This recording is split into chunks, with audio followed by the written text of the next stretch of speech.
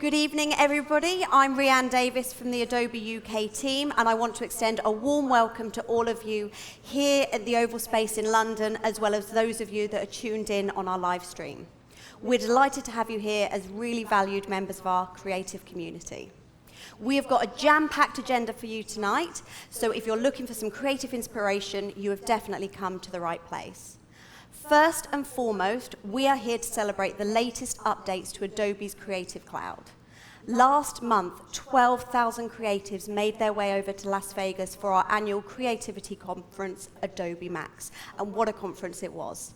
We released some incredible new innovations to Creative Cloud, and we cannot wait to share those with you this evening. First up, Adobe Senior Evangelist Rufus Deutschler will be here to tell you and, more importantly, show you all you need to know about the latest Creative Cloud innovations. We also have 3 fantastic speakers who will be taken to the stage to share their top creative insights with us. We have designer, art director, and illustrator Kate Moross joining us on stage this evening. Freelance artist and print designer Kellyanna will also be with us. And for our online audience, we have some fantastic tutorials from 2 amazing creatives, Tina Tooley and Gavin Campbell. And finally, we have the fantastic fashion photographer and director and founder of Show Studio, Knight OBE, rounding the night off. As always, we will be tweeting live all night from the @Adobe UK Twitter handle, so please do join in the conversation using the hashtag Creative Meet Up. We want to know what you think about the event as well as the updates to the products. We're also running an online competition giving one lucky winner the chance to win a year's subscription to Adobe Creative Cloud and Adobe Stock, so please keep your eyes peeled on the @Adobe UK Twitter handle for more information. Right. Now it's time to kick off this evening's proceedings with a look at the latest updates for Creative Cloud, and there are a lot. So without further ado, I will hand you over to the fantastic Rufus Deutschler.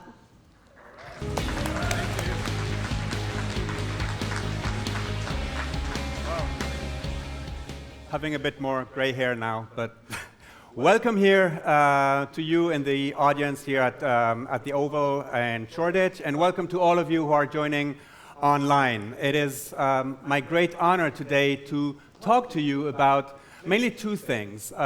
Firstly, about the vision that we at Adobe have for Creative Cloud and how all of this is coming together.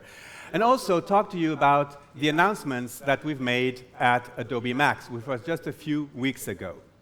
So before we start, maybe just a quick note about what Adobe MAX is. You said 12,000, I say 13,000.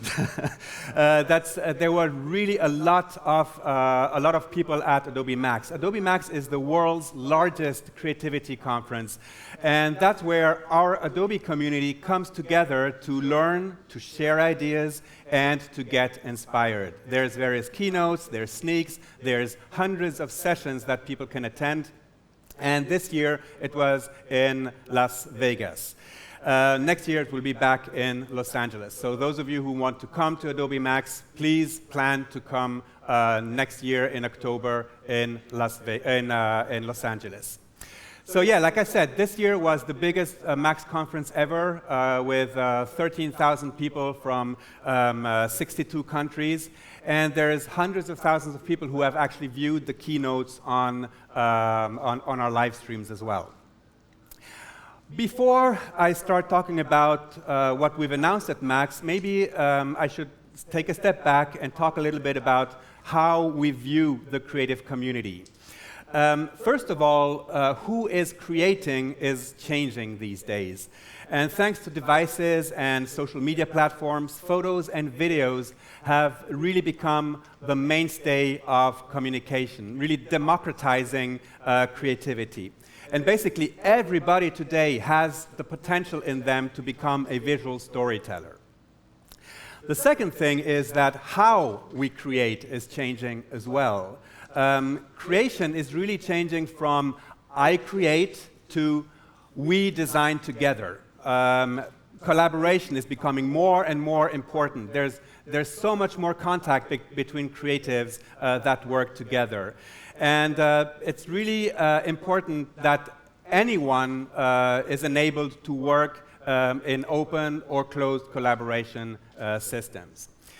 And also, for us as consumers, everything is changing because we want experiences that are intelligent, that are rich, and very soon, very virtual experiences as well. And we want to experience those wherever we are, whenever we want to. So this really has increased the demands that creative professionals are getting to create their content for their customers. And we call this content velocity, the fact that content is being asked for at an increasing speed. And speed is, of course, something that we need to address in our products. So against this backdrop, let me show you how we address these 3 points to actually develop the Creative Cloud for this new release. For the Max release, there are really three different themes. The first theme I want to address is next generation experiences. And basically, we're introducing a whole bunch of new Creative Cloud applications that are enabling designers to work in a connected cloud workflow. We've also announced major improvements in performance, simplifying existing workflows, and that's also for our products like our flagship products like Photoshop and Illustrator, for example. The second theme, and here I come back to content velocity, is really accelerating your creativity. You know, from learning to live streaming to user assets to marketplace assets to working solo to working in a group, we are making it easier for people to work the way they have to and the way they need to. And basically that means making their work available whenever they want it and wherever they want it. And my third point is Adobe Sensei, and I also say Adobe Sensei, our master in the cloud. Adobe Sensei is our artificial intelligence and machine learning platform that brings together big data and image science to help creators from concept of their work to creating amazing experiences. And with this release, we've added the power of Adobe Sensei, of this machine learning, of this artificial intelligence to more applications across the Creative Cloud. Just to give you a little bit of insight of where Adobe Sensei is today, we can already see that Adobe Sensei, the artificial intelligence, is already working on many parts of our applications. And that goes from searching images in Lightroom, which I can show in a little bit. Find similar fonts in InDesign, which also relies on artificial intelligence. And the latest feature maybe is the lip syncing feature in Adobe Character Animator. So this blending of art and science is really deeply embedded in our DNA, and this is really what drives us at Adobe to innovate more and more at every release. Let's get started. So, like I mentioned, this Max release was our biggest release since we first introduced Creative Cloud 5 years ago. I remember 5 years ago I was here in London launching Creative Cloud, and it feels like ages ago. Was anybody there at the first Creative Cloud event? Somebody there. Okay. Oh yeah, you would have been.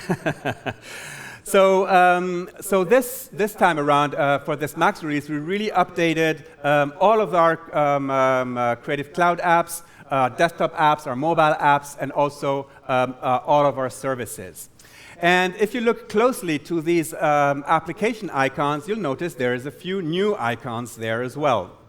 And I'm really proud to introduce to you 5 new apps that have come in the past weeks to the Adobe Creative Cloud. And these apps have come to the Creative Cloud principally based on community-driven feedback. So there's applications across design, video, and photo. And I'm going to start with Adobe XD. XD is an application that is built for an end-to-end user experience, user interface, design workflow. Then we have Adobe Dimension. I'm going to talk a little bit more about all of these in a second. Adobe Dimension, which makes it easier for graphic designers who are used to work in 2D, in the 2D space, to work with 3D objects. And then we also have Adobe Spark. Adobe Spark is a series of applications that allow users to be creative very quickly using their mobile applications or their desktop, their web browsers. And we've introduced some premium features to Adobe Spark which enable users to remove the Adobe branding, the Spark branding, from these posts or videos or pages, and to add their own branding, their own logo, their own colors. For video, we're releasing a brand new application called Character Animator, which brings 2D puppets designed in Photoshop or Illustrator to life. And for photography, we have an all-new Lightroom Cloud photography service. So let's focus on design to begin with. Starting with XD. XD was initially sneaked at Adobe MAX 2 years ago. And since then, we have been building the application, and over the past 18 months, we've been working with a public beta that the community really enjoyed working with and gave us a whole bunch of very good feedback that actually allowed us to create this 1.0 version. Basically, Adobe XD is an all-in-one cross-platform UX, UI tool for designing, prototyping, and sharing engaging user experiences. It enables designers to share prototypes, gather feedbacks from within the app, and also to show it to their customers without leaving the app, and without the needing for uploading, syncing, or jumping back and forth between services. So we're super excited to have Adobe XD in the 1.0 version into designers' hands since a few weeks back, and we're super excited to see what you guys will be doing with Adobe XD.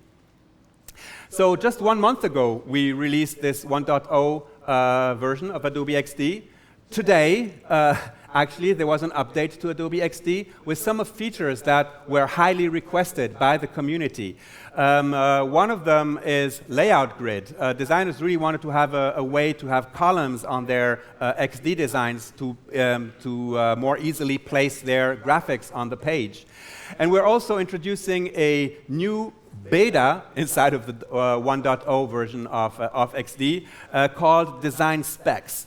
And basically, that's a way for XD users to actually export their XD file so that developers have all of the information they need to actually create the app. And that includes colors, fonts, positioning, pixel perfect placement of images. And also some text enhancements. For example, when you copy and paste from when you create a new text box, it'll take the formatting from the last text box that was created. Previously known as Project Felix, we're also launching Adobe Dimension. And like I mentioned before, it's an application for designers that are used to the 2D world to get into the 3D world.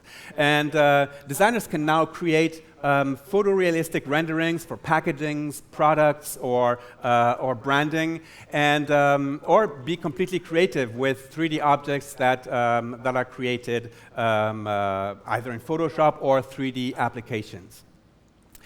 Adobe Dimension simplifies this ingress from 2D designers into the 3D world basically through 3 things. A very easy to use interface, an interface that looks familiar, that feels familiar, and that has a lot of visual cues and tools to help users understand how to work with 3D objects very quickly. Second, it is also highly tightly integrated with Adobe Stock, because Adobe Stock now provides a complete marketplace also for 3D objects that can be purchased through Adobe Stock and placed into a Dimension file. And that also includes materials that can be downloaded from Adobe Stock as well.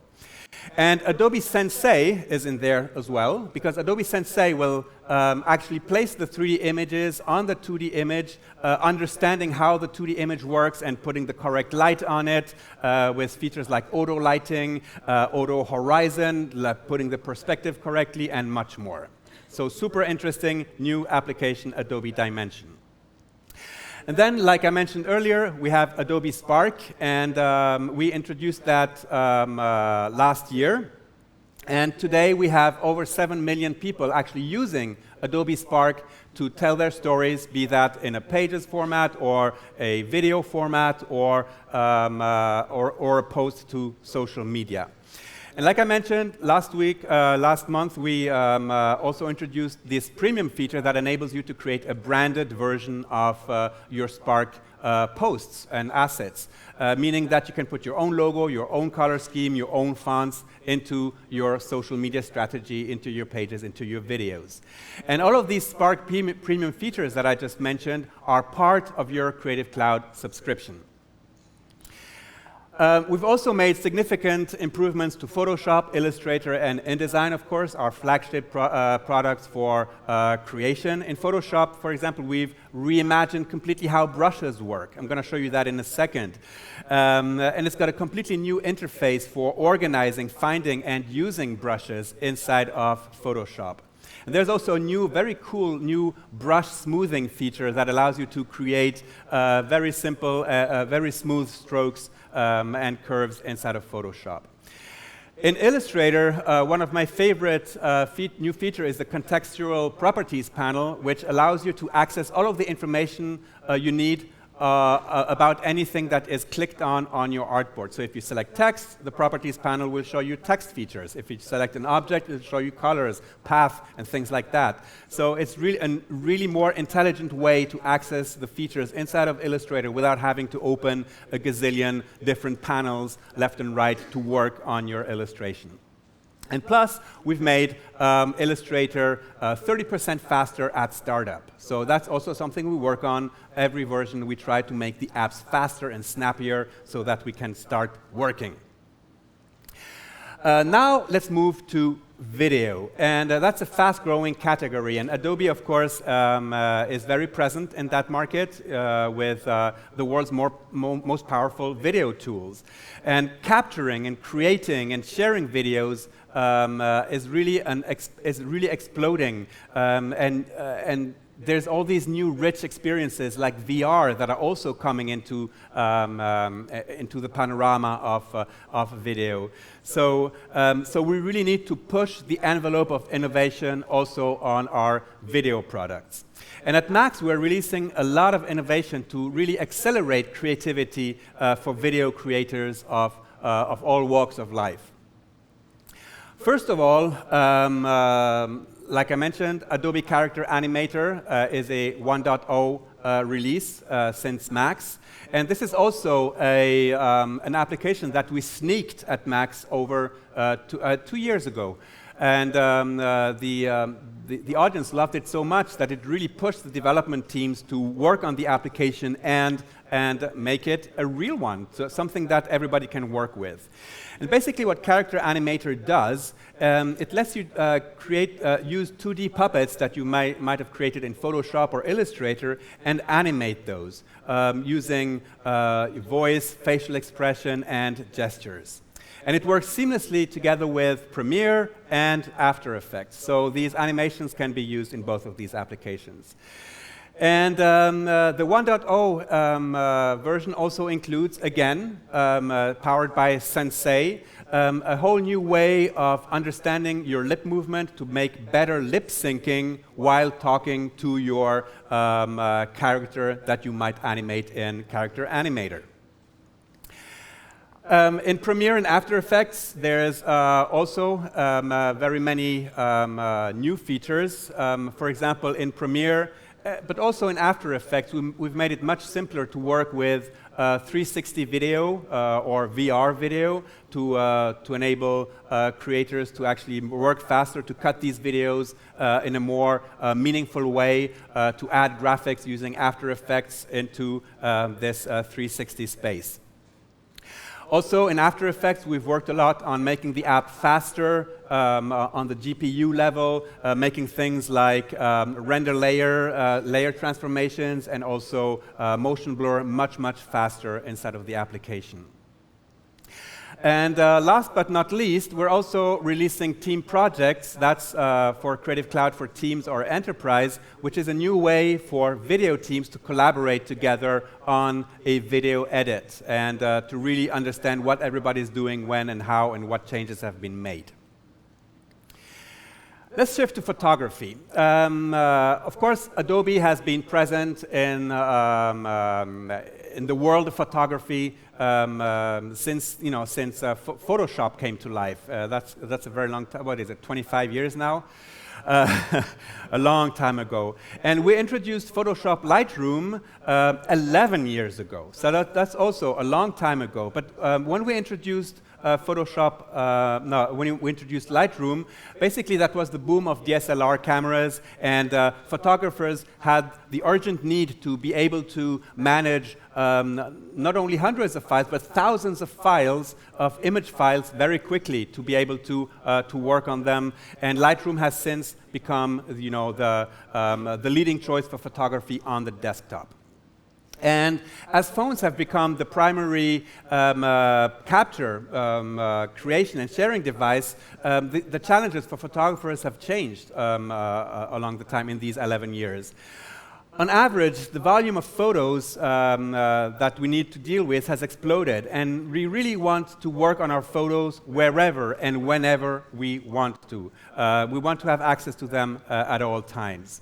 We don't want to wait to get back to the desktop and start working on the photos. Therefore, while the current Lightroom product, of course, is the leading app for a desktop-based workflow, it does not meet the standards that people expect in today's faster-paced world of photography. We needed a more flexible system. And this is where Adobe Lightroom comes in, Adobe Lightroom CC. It's a brand new cloud photography service. It's completely reimagined, redesigned, and rebuilt as a service with no compromise about the power of Adobe's world-class imaging technology. There's nothing that you can't do in Lightroom CC. Basically, it's a workflow that enables you to have your access to your pictures and work on your pictures wherever you are, whenever you are, wherever you are.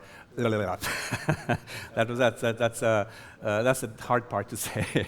But basically, on your mobile device, on your desktop computer, on your tablet, and the Creative Cloud, the Lightroom CC plan also gives users 1 terabyte of space to store their images. So basically, editing the images now happens in full resolution. There's no more proxies. It's really like working on the images themselves. I'm going to show you that in a second.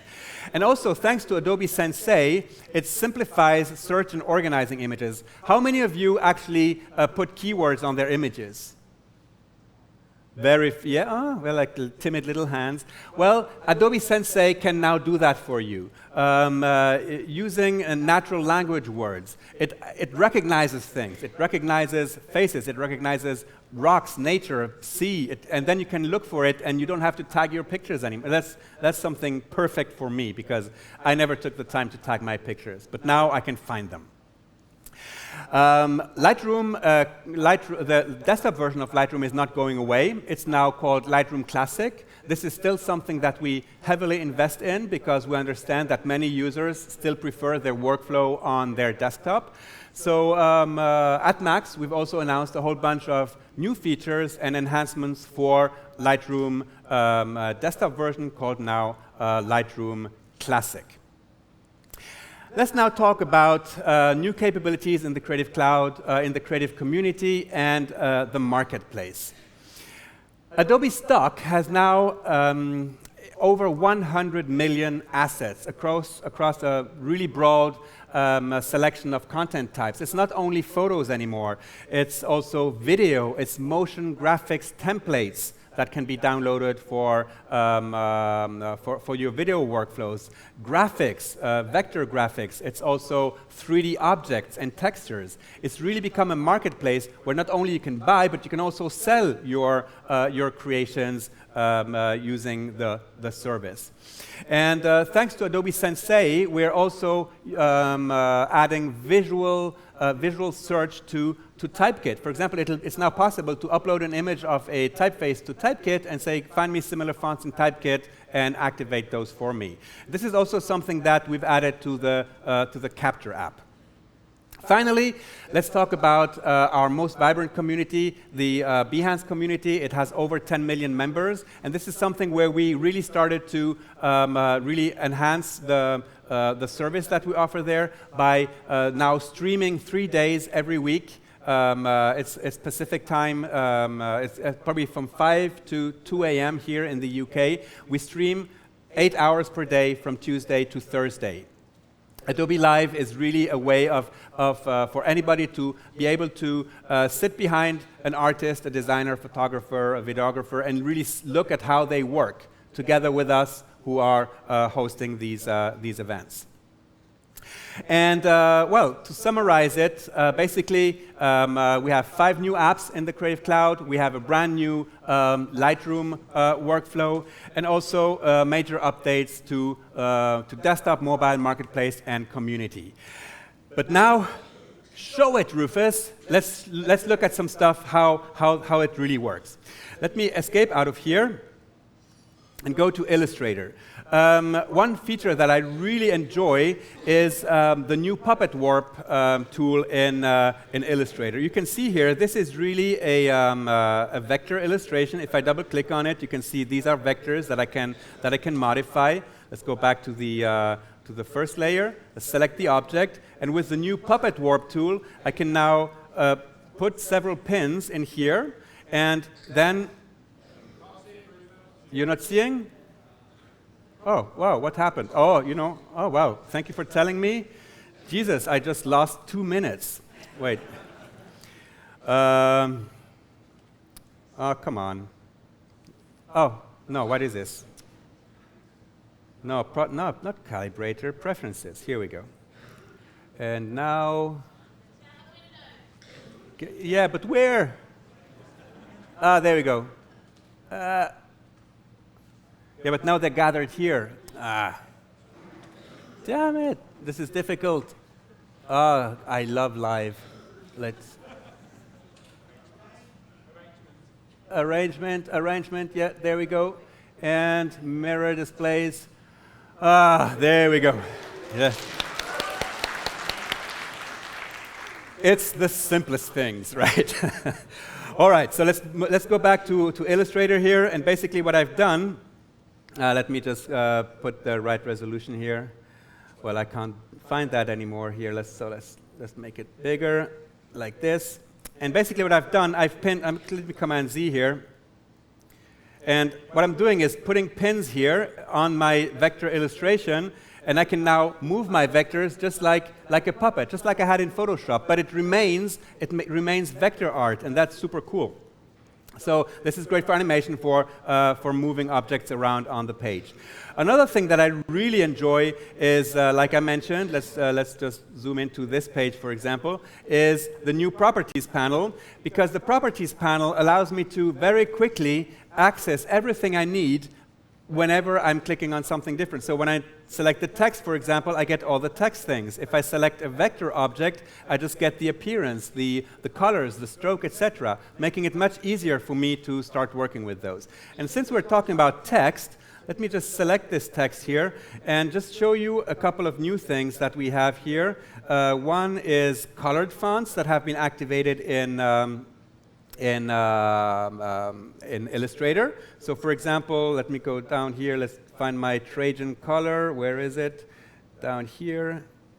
Here we go. SVG font. Basically, color fonts. That's something that we've introduced in Photoshop, and basically that lets designers create fonts with color that can be applied here. And one thing that I also love is, let me just move out of here and go back to my text and select maybe this variable font. And the variable font actually lets me decide on the go the weight of my font. And this is not distorting the font, because I see graphic designers in the whole world cringing already. You're distorting fonts. No, I'm not distorting fonts. This is actually designed like that by the font designer. Okay, so basically these are all the variations of the font from thin to thick, or from condensed to extended. All right, so access to all of these new things enable us to be much more creative. Let's move on to Photoshop very quickly, and let me show you one feature that that I really love. Let me just open this shoe design concept for a second. It is the new brushes panel. So, for example, when I take my brushes here, and remember how brushes were? If I go here to my brushes, you know, the list was going on and on and on and on. It was really difficult to actually work with brushes. Now I can here. I can now go in here and brush settings. Now brushes, where's my brushes panel? Oh yes, I can now organize my brushes in folders, all right?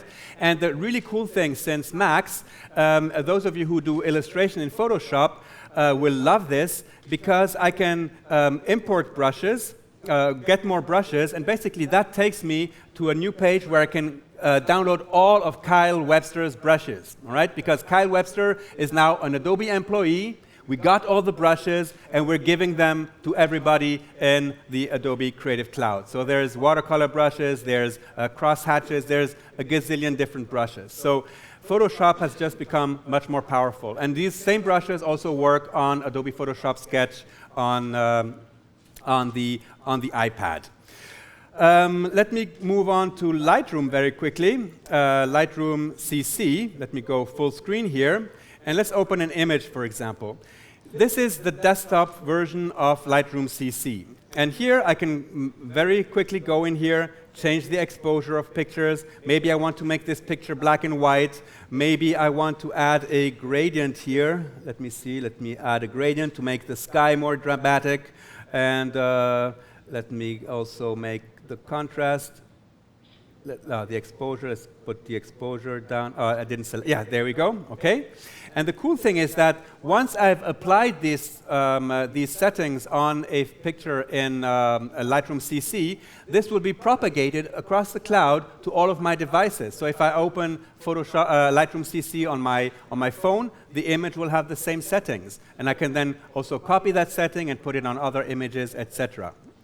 So Lightroom CC is really a new way of working.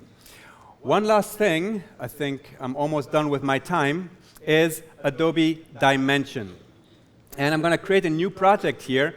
This is the application that lets 2D designers start to dabble in the world of 3D. And basically, all it takes you is to import your 3D objects. It can be an OBJ object from your 3D creator, or use any of these images that are already in Adobe Dimension, or download 3D objects from Adobe stock. So very quickly, I can take an object, place it here, and that's my paper bag, for example. And then I can take maybe a logo, and drag that logo onto the bag. I can then move the logo around. I can turn it. Let me just. I can stretch it like this. And turn it up here. There we go. All right, something like this to have the signature straight. And then if I use my 3D tools here, I can really start looking at the object with my logo that I've just created on a 3D object. But then I can also take, and this is where Adobe Sensei comes into place, I can take a table, for example, put that as a backdrop, and say, match the image, environment lights, sunlight, perspective, match image, okay. And it'll actually understand the perspective of the image, and then I can move that onto the table. The shadows are there already. I can then render that scene, open it in Photoshop, work on it a little bit more, and also here I have a little render preview that actually shows me the object on the table, and it's rendering there as well, so I can always check how this is actually working. That's pretty cool. And with that, my friends, my time is over, but we have some fantastic other guests that will follow with me. If you have any questions, use the hashtag Creative Meetup, and I will make sure to answer the questions that come up on social media. See you later.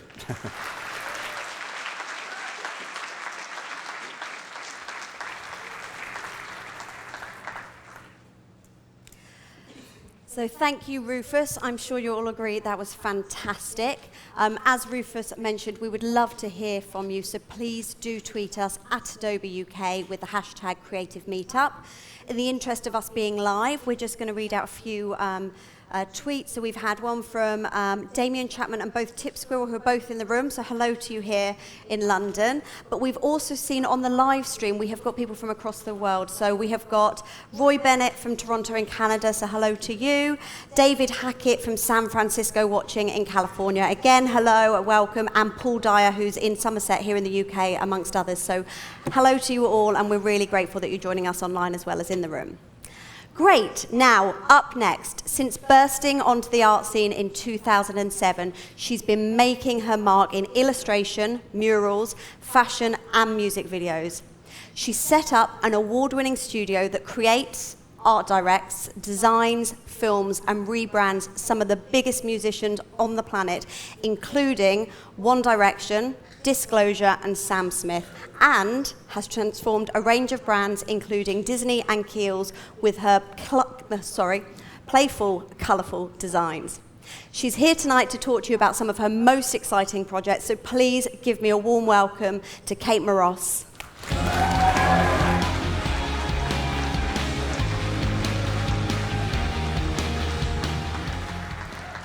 Hello. I can't tell if I'm like the warm-up or the comic relief, so I'm just going to get stuck in. And when I spoke to the guys on the phone before today, they were like, we want you to talk about some of your projects. And I was like, I've only got 10 minutes, so I'm going to try and fit what I can into that time, and mostly just give you some advice, because that's really why people come to these things. Like, we can stare at other people's work all day on the internet, and it's boring. I've also been told that I swear an okay amount. So any more than I usually swear is too much swearing. So I'm going to try not to swear at all. Okay, that's my challenge for today. So lots of people ask me what I do, and especially when you do events like this and you're asked to send in a biography. Now, I never really know the answer to that question, but I like to call myself a jack of all trades. And I mean, it's a very potentially negative statement to make about yourself, but I'm up here, the jack of all trades. So I kind of don't agree with expertise or expertism. I think, obviously, it's great to have experts out there who can kind of go into those fine details and understand things. But for me, I really like to just learn everything I can. So I sort of started illustration because really the first thing you do creatively when you're a kid is drawing. So that's really the first thing that I did professionally was drawing. And I drew lots of these really quite shit flyers to get into parties that I wanted to go to. And yeah, I just spent my youth, my time while I was at university drawing pictures. And the thing is, when you do something once and people recognize it, then you end up doing it forever. I don't know if there's anyone in this room that has the same problem, but it's kind of this like feedback, like kind of loop that you can get stuck in where you do something once and then someone's like, can you do that again? And you're like, yeah, but I'd love to do something different. So I kind of felt myself trapped in this cycle of basically the person that does bubble lettering for a living, which is great, but it's also quite basic and it doesn't really give me a huge amount of stimulation in what I'm doing. So what is good about doing something for a living is that you get paid to do it. So I did all this bubble lettering for a few years, and then all of a sudden I was being paid to do it on a much bigger scale. So this is an advert I did for a nationwide campaign for Cadbury's Dairy Milk. And I got paid like quite a lot of money for a second-year student for this project. So I thought, you know what I should do with money is start a record label. So that's really what you shouldn't do with money, because it's possibly like the worst thing you could do, to just pour all your money down the sink. And if you wanted to waste any more of that, you could only sell vinyl as well, which is what I did. So I had a vinyl-only record label. This was when vinyl had died, like before it had a massive resurgence. And yeah, this is what I did. I ended up releasing 5 records on my label. And then I met a band, and I kind of like joined the band as part of my degree. I sort of documented myself being in the band as someone that has no musical talent at all. So I stood on stage and I VJ'd GIFs that I had made in Flash. So that was like my career as a member of a Riot Girl group, basically. So I did that for a few weeks. We toured. I played at South by Southwest, played at Coco in London, and it was kind of weird to think that this is sort of part of my journey, but it was. So after doing that, creating the label, which I really made because I wanted to design record sleeves, I actually started to get asked to design record sleeves. So I kind of didn't need a record label anymore, because I was getting to do what I wanted to do without losing all of my money. So I realized that I kind of was onto something here. And in 2012, I established Studio Moross with 1 full-time and 1 part-time employee. And ever since then, we've been working in the music industry. So if you know what you need to, like, if you're not sure what you need to do to start your own company, this is it. You get a business card, and you get a website. That's literally the first step. Anything else you can catch up with later, but if anyone wants to walk out this door tonight, these 2 things are very, very achievable for very little cost. So that's what I did. I started Studio Moross. And through working with a team of now 12 of us, we're able to achieve things I could never do on my own when I was just a kid drawing pictures in my student flat in Peckham. So I just wanted to play a showreel of some of the work that we've done in the last couple of years. For those at home, it will be mute. But for those in the audience, you get to enjoy the song.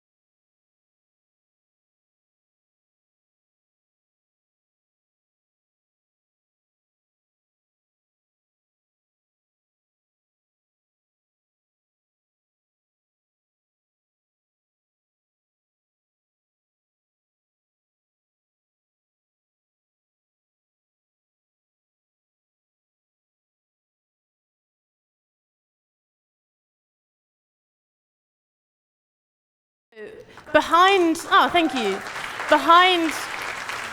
Behind all of that work are these humans that I get to work with every day, and I can't thank them enough for all of their input into what we do, and the people who have worked with me over the years as well, who are no longer in the studio, are still part of our family and what we do. And we get to have fun together, whether it be in Disneyland or eating burgers. Yeah, so I've been doing this for 11 years, ever since that first Animal Collective poster. So I just thought I'd come up with 11 quick-fire tips in 7 minutes and 41 seconds on how, I don't know, just some tips. So, always be learning. This is so important. I think you can see now there's far too many apps that you're going to need to learn that Adobe have now released. But there are also other things out there that you can do. Like for me, I'm currently learning Japanese and how not to be quite so awful at electric guitar. So it's always good to have something occupying your mind as well that isn't necessarily what you do every day. Naive is cool. I think people have this fear that they don't know, or they're inexperienced, or they're not sure what they're doing. And I think for me, I think that that naivety gives you an advantage. It means that you haven't been affected by trends, by the things externally, and you can think of your own way to solve a problem. So don't be afraid of that part of you that doesn't know what you're doing. I didn't swear. So another thing is make ugly stuff. If you're making something and you're like, this looks really good and cool and relevant, then it's awful. You know, you should be looking at what you're designing and being like, this is so gross. Like, what is this typeface I've chosen? Like, that, to me, is a good way of breaking down aesthetics and trends that we find it hard to get out of on a daily basis. And I really like using clashing colors and weird compositions. And although, like, it's good to know the rules, it's definitely good to break them as much as possible. Something I've noticed with a lot of young people and potential creatives that come across my path, whether that's events like this or through internships or whatever, is that they're not really aware of the things that they're good at. They kind of have a general sense of what they want to do, but they haven't really sat back and really gone, what are my skills? And I think that's a really important thing to take time to address and make a note of for yourself. For me, I was good at drawing letters and words, fine, but that's not really what I was looking for. I knew that I was good at solving problems with a team and with a visual outcome or a creative outcome. So that's why I decided to start a company and a studio. And that's not for everyone, but that's just what those sort of three factors intersecting was what I knew was for me. Another thing is obvious, but also seemingly getting less important to the world, I think, is this everyone copying everything and everything becoming homogenized and the same, and like the design in the UK is the same as the design in Japan, and that makes me really sad. So I want design to be unique to the person that's creating it and not the same everywhere you go. So I think it's really important not to copy work, not to ever have a reference on your screen while you're designing, not to ever want to make something look like something else. And it's something we kind of taught when we're learning how to design and when we're doing tutorials, is that we need to have a reference to work from. But I think where possible, just try and move that away, and your brain will reinterpret all of the visual stimulus that you've had in your life back onto the page in a way that becomes very much your own and gets away from this sort of same thing.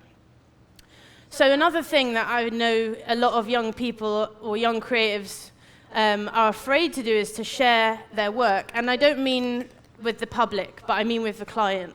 There's kind of this huge fear that when they send that PDF, that what they're going to get back is going to be negative or stressful, and it causes them a lot of anxiety. So something that we do in the studio is to really share the crappiest version of the thing that we're going to design at the earliest point that we feel confident in doing that. So, and that for me has been a really useful thing. It means that we've been able to meet deadlines that may have seemed unrealistic at first, because we kind of can get an early read on what a client's looking for.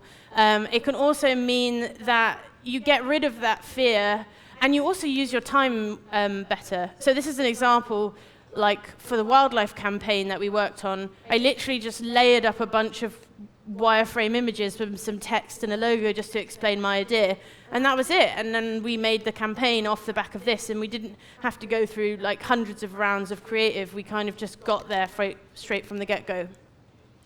So another thing is this sort of pressure to know everything about creative world and the art world, and go to this gallery and this opening and this magazine and like read every single article on It's Nice That. And I really stay very, very much away from that culture. For me, like when I want to interact with visual design, I go to a supermarket. So I think it's just important to find your own your own network of ideas and visuals that is not design, that is not art, but it's something else that is more personal to you and isn't what everyone else has relationships with. Another thing is to trade your skills, especially when you're young and carefree. And even when you're not and you're old and you've been doing it for 11 years or whatever, it's just to keep giving and sharing what you do with other people. So, for example, we created the identity for Vicky's Donuts, and in exchange we get donuts whenever we want donuts. So it's just a really simple way that you can interact with the world. Another thing that everyone always talks about is do some work for love and some work for money, but we never actually talk about doing some work for charity. As designers and creative people, we are very much a tool that every organization could benefit from the help of. So donate in your time. Like, you can also get a really great experience from working with not-for-profits, social enterprises, KICs. Just don't be so single-minded in the way you approach things with corporate work and fun work or personal work. Actually think about what else you can do, whether that's rebranding a charity or helping them create a brochure or a campaign or something. And it can really give you a chance to flex your creative muscles as much as it is for them to get something more polished. So another thing is that every job is connected. Never take for granted like a single interaction. This is a logo I designed a long time ago because I was standing in the queue of a nightclub talking to some people who needed a logo for their new record label.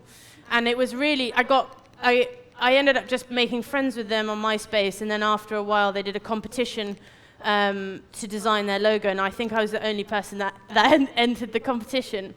But I've since, like all of my jobs really are off the back of this one job, and even though I only got paid like 150 quid, the person I designed it for continued to introduce me and connect me with really other organizations and people who I work with, and built up my work from there. So last but not least is refuse to conform. Just because you think you need to be a certain way or design a certain way or have a certain skill, you don't have to. Like, I'm a queer, non-binary person from North London, and I run my own business with 12 members of staff, and I'm standing here right now talking to you. Like, you know, I was told, don't shave your head, don't get tattoos. My school didn't like me. Everyone kind of pushed against me what I was doing. My art school thought I was too commercial. They were like, you need to be an artist, depth, not span. But I think it's just really important to run with what you know, who you are, what your skills are, and don't give a fuck. Yeah.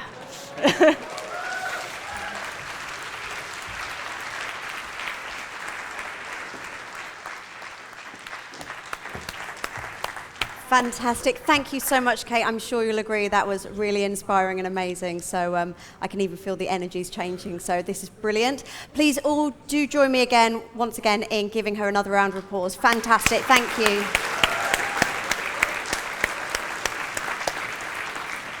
Now, time for our next speaker. She's a freelance artist and print designer known for creating bold, colourful designs. Starting her journey as a fashion illustrator on the front row of London Fashion Week, she has gone from strength to strength, landing the role as head print designer for Illustrated People and having her prints worn by the likes of Beyoncé and Cara Delevingne. Since then, she has teamed up with some of the world's biggest brands, including Nike, amongst others. So please join me in welcoming to the stage the wonderful Kelly Anna.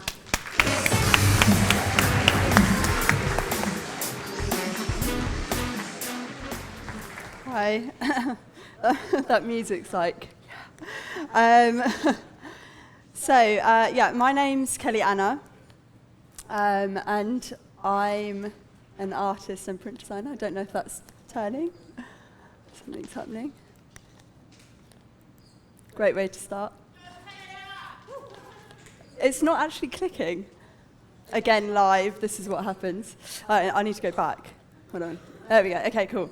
So just first of all, it's such a pleasure to be here just because I'm a huge, huge fan of Kate and Nick, so thank you so much for having me.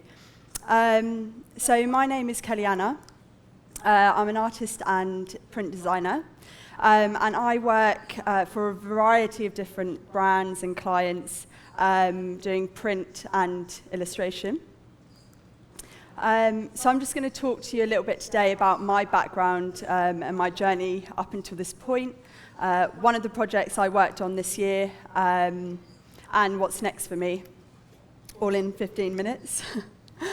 So I'm just going to take you right back. So this is my dad, Eamon.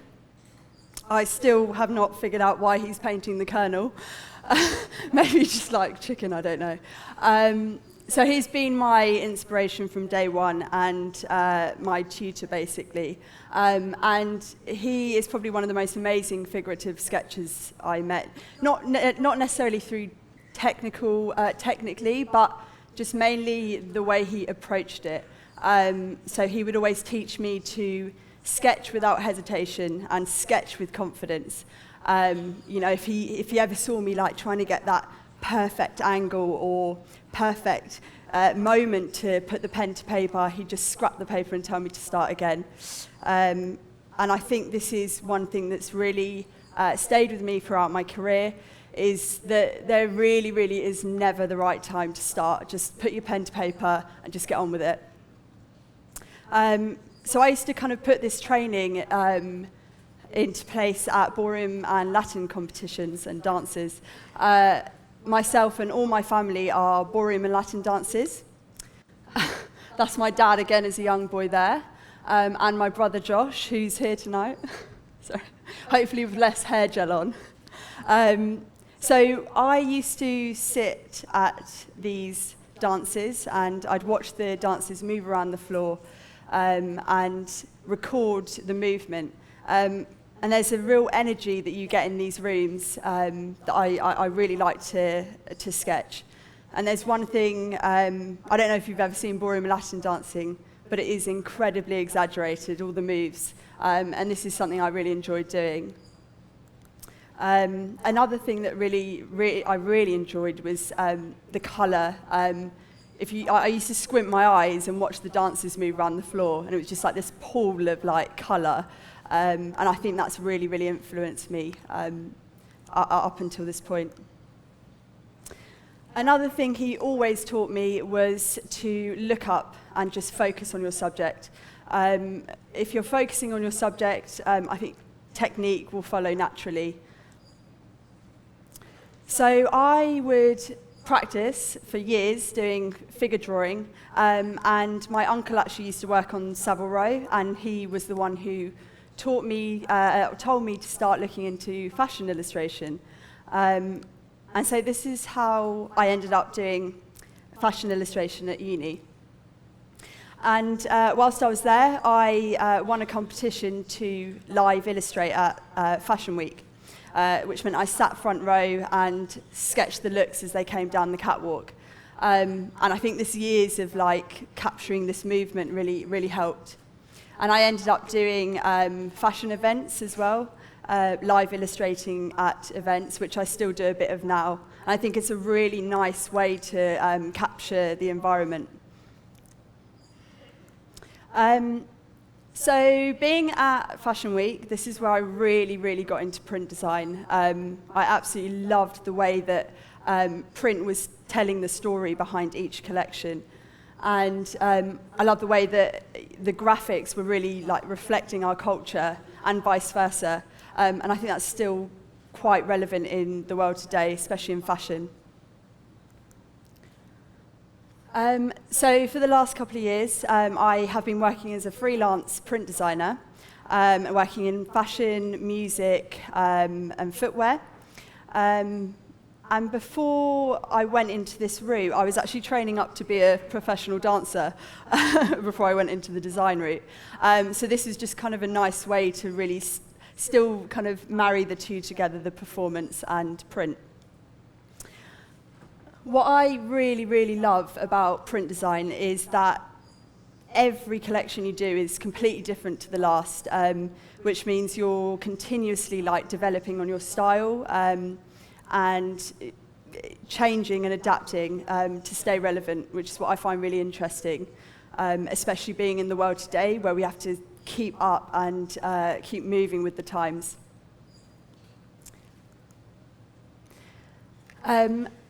I think as a print designer, it's integral to really, really understand your base, whether that's a shoe pattern or a bag.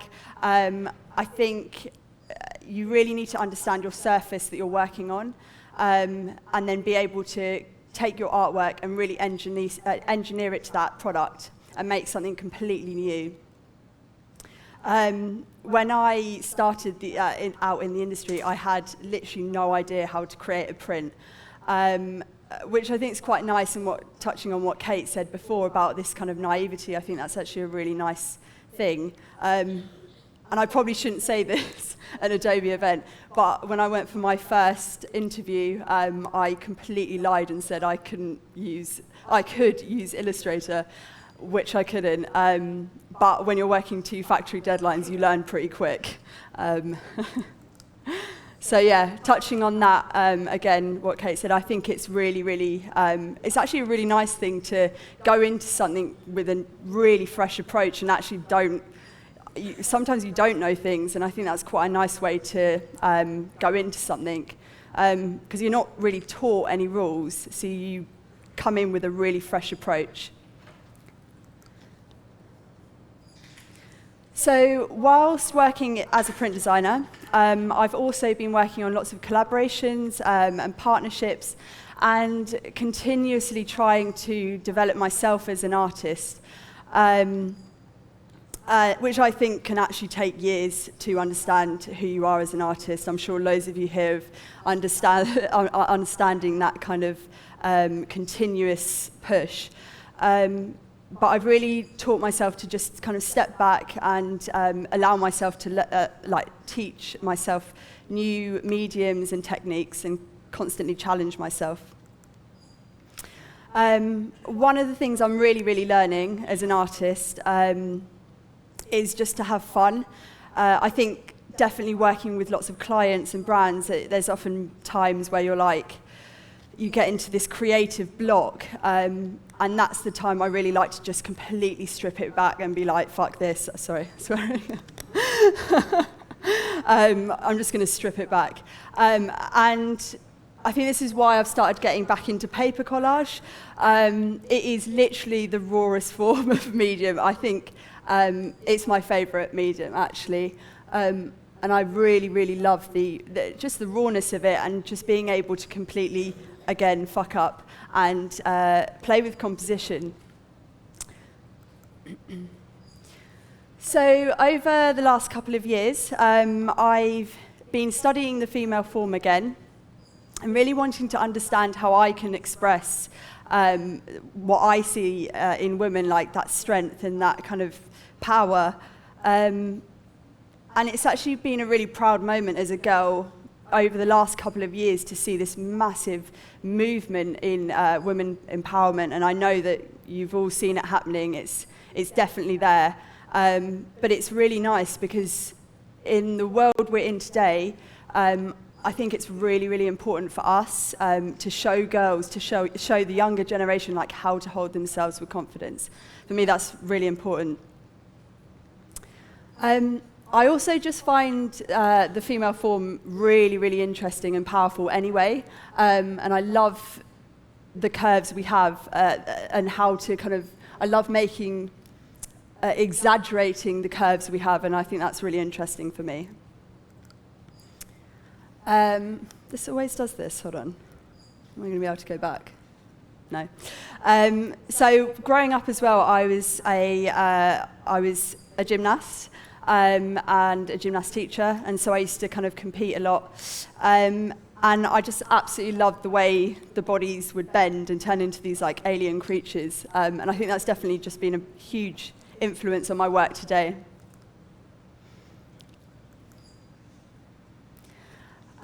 So earlier this year, whilst working on all of these different projects, I was picked up by Nike Women. And they asked me to create an in-store activation. And they kind of just gave me the freedom to come up with something genuine and unique to my style. And it was actually just really nice to have a brand come to you and say that. I think often it's kind of, you've got things to think about, and, briefs and all these things, but it was just lovely for them to come and be like, just take over and do what you want, which is so nice. So I'm just going to talk you through my process of how I work with projects. So I often start with research. I love spending a day researching, not even picking up a pen. I think that's really important. Kind of gets you excited and pumped up for the project. And I kind of knew going into this project that I wanted it to be, I wanted the copy to be just as powerful as the image it sat with. And I'm not a writer at all, so I kind of approach it like I do print. So I kind of scribble down the words, cut them up, collage them, and generally this kind of comes up with something quite fun. I also started looking at stamps. I'm a huge fan of stamps. I also looked at the Olympics logo, which is my favourite logo, and Liga. I'm really into cubism. My dad was also a cubist painter, and I think it's one of those really nice things to kind of merge all these things together. So once I've done all my research, I tend to just spend days just sketching, which is, for me, the funnest part. And this particular project, I was asked to draw women doing yoga, running, gym workouts. And I usually really like to just keep sketching until I feel like I've got a really good body to then move on to digital. And as the project was developing, I created loads of different ideas to kind of sit alongside the activation, from books, training guides, bags. And this part's actually really exciting for me because you can kind of take it into so many different directions. But this is what I came up with, never tame your game. And I think this is really important for me as an artist, just in this industry, that kind of thing of just pushing yourself and just never giving up, basically. And I kind of just wanted this activation to have that positive message. Take some water. So on the same day this launched, I also created a Women's Day party. And we had 170 girls all under one roof. And they got to do a print workshop. So they'd kind of make their print, and then at the end of the night, they got to take away take a T-shirt that they'd printed away with them, which was also really lovely. We had girl DJs, cocktails, and a shitload of pens. It was actually amazing. Although I did end up with like 2 of those packets. I think people caught on. But it was such a fun evening, and it was just so nice to see such a diverse bunch of girls come together, from lawyers to fashion designers and art directors. It was just really nice to see such an eclectic mix come together and just do the most basic thing, colouring in. And one of the most amazing things was girls coming up to me at the end of the night saying how relaxed they felt just colouring. And I do this for a job, so it's definitely not that relaxing sometimes. But it was really nice to hear them say that.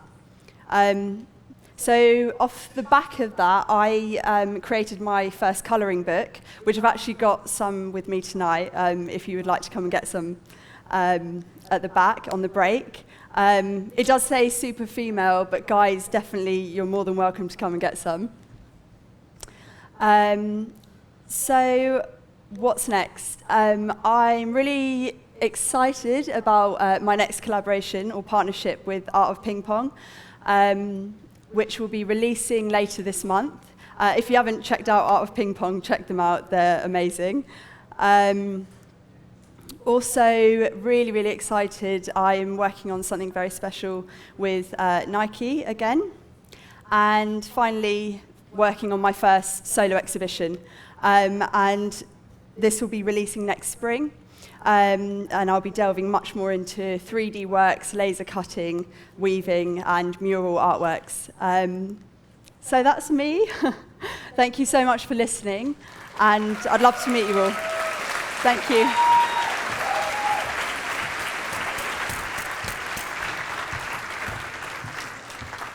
Thank you. That was incredible stuff. I just found that truly inspiring, and I know that our at Adobe Women's Leadership team will be really inspired and will want to reach out to you. So please, once again, show your appreciation for Kellyanna.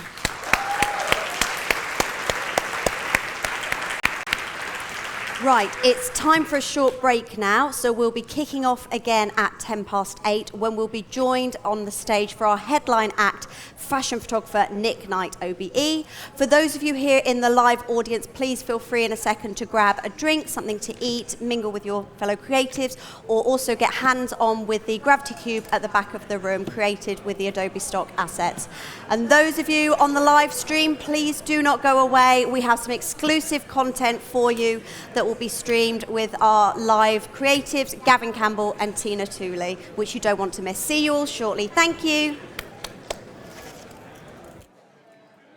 All right, so welcome to the backstage. We're here with Gavin Campbell and Tina Tooley, and while everybody here at the Oval is having drinks and refreshments, we're going to spend half an hour showing you some very exclusive tutorials. First up, we're going to be with Tina Tooley, who's going to show you how to use Adobe stock assets to enter the competition Challenge Your Perspective. And what we want you to create is a composition artwork using a range of assets created by our influencers, Nathalie Jaffroy, Thomas Kakarenko, whom I saw in Berlin just last week, and Rich McCord, and while they were on the road to MAX. So they were traveling the weeks prior to MAX, taking all those wonderful pictures. And the theme for today's competition is freedom. So you'll have to use those images. Tina will be talking a little bit more about where you can get them, how you can get them. And basically all of the assets are available on Adobe Stock, and details on how to enter the competition are on our Creative Connection blog. But we're going to be looking at that as well. So make sure, don't miss out, participate.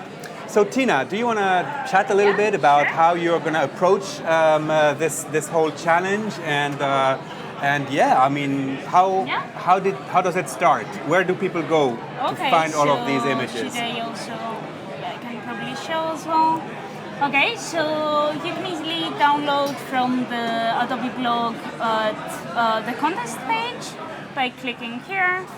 And it takes you to a page with all the assets and the amazing pictures. And you can simply, just by saving them, you will have them and it's got color themes and brushes. Yeah, color theme, brushes, graphics, really nice combinations to use. And a really nice subject as well, freedom. So like what else you want, just create whatever you like.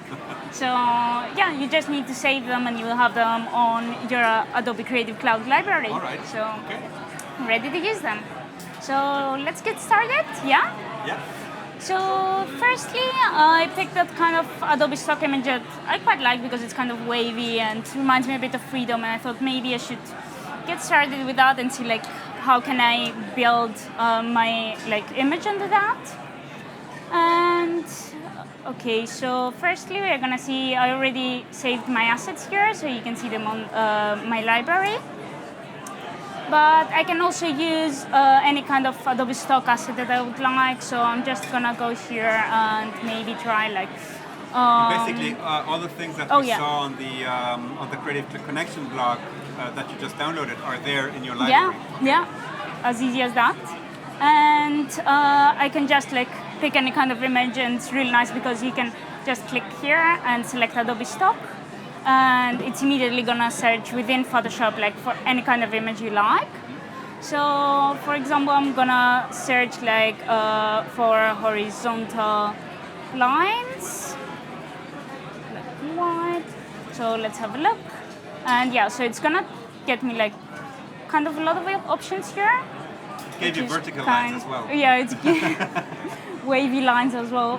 They're still considered horizontal. Yeah, maybe you will change your mind and you will look for something different.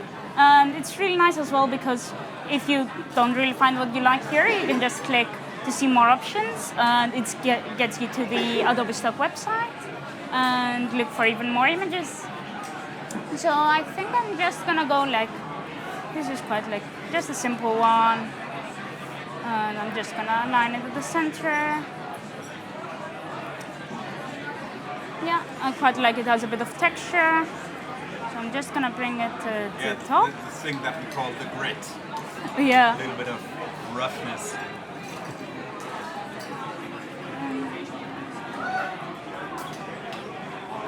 Okay, so I'm just gonna move it a bit and scale it to lose that part.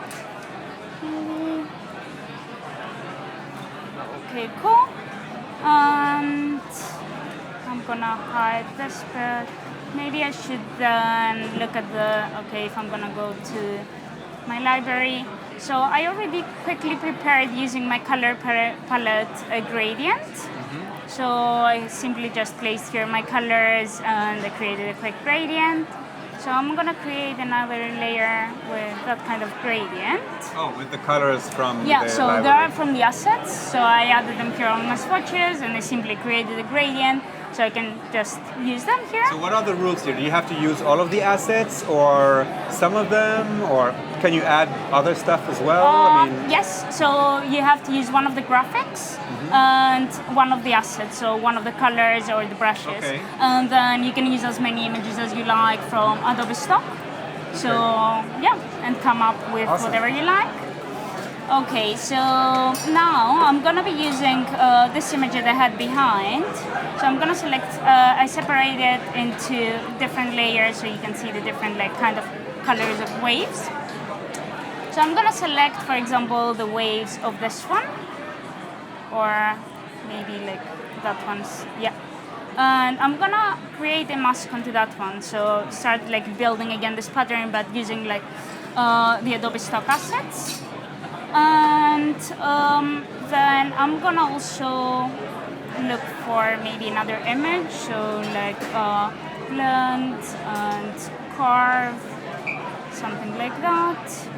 So just look for to make it a bit more free and combine different kind of assets. And of course we're gonna use also the main graphic in a bit. So I think blending and carves are showing the idea a bit of freedom.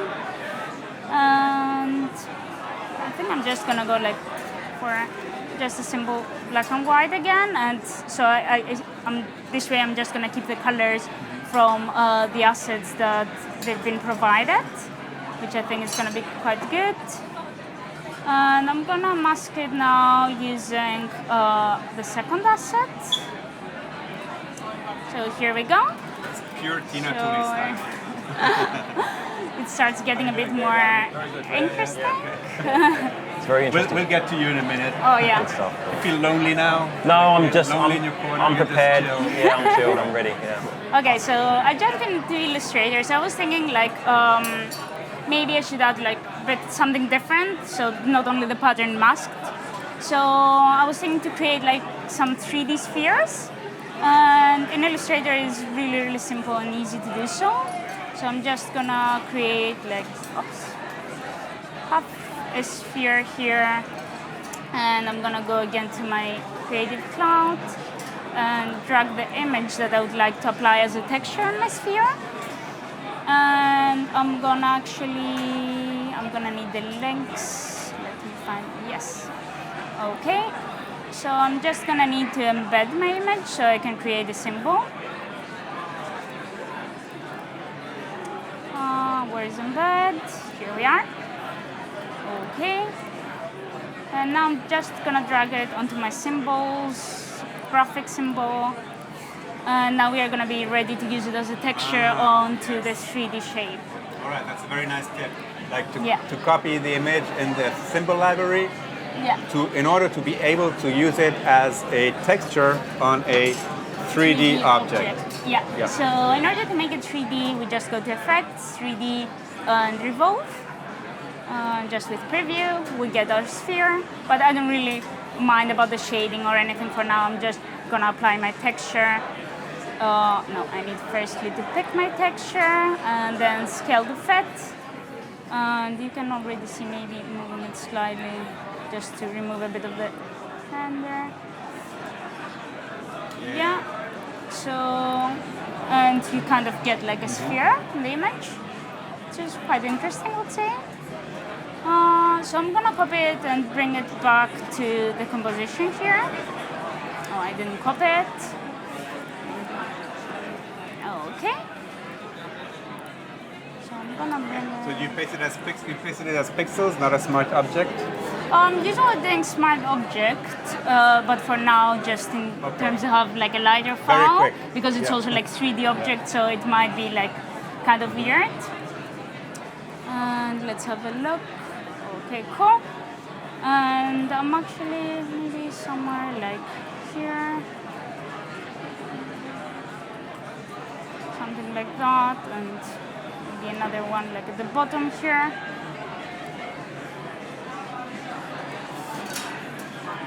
And a bit more. Just like maybe just random one in the middle as well, something like that. So I think it's kind of interesting, but still needs a bit more freedom, I would say. But I'm firstly gonna go, before moving forward to any amends, I'm gonna just go and license my image. And it's really, really easy because I just need to right-click on my image and license it.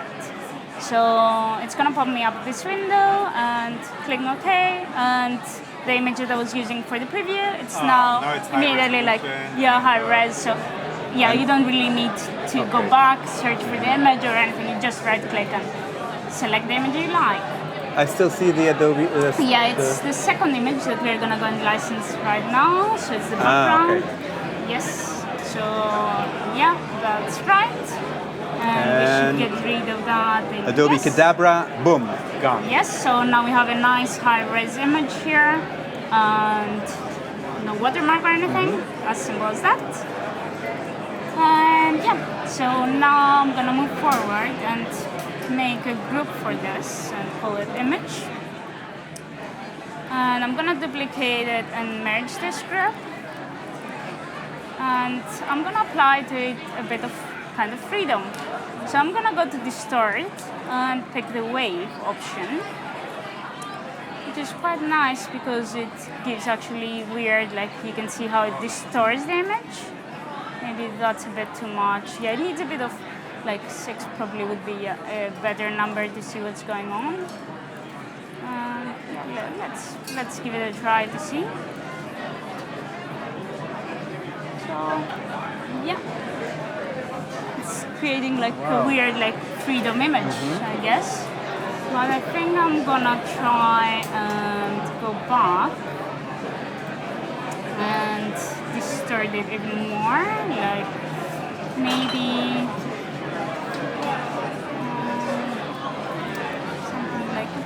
I love these very creative ways of approaching the subject of freedom, because typically you think, okay, I have to use those images and those patterns and those colors, but think outside of the box.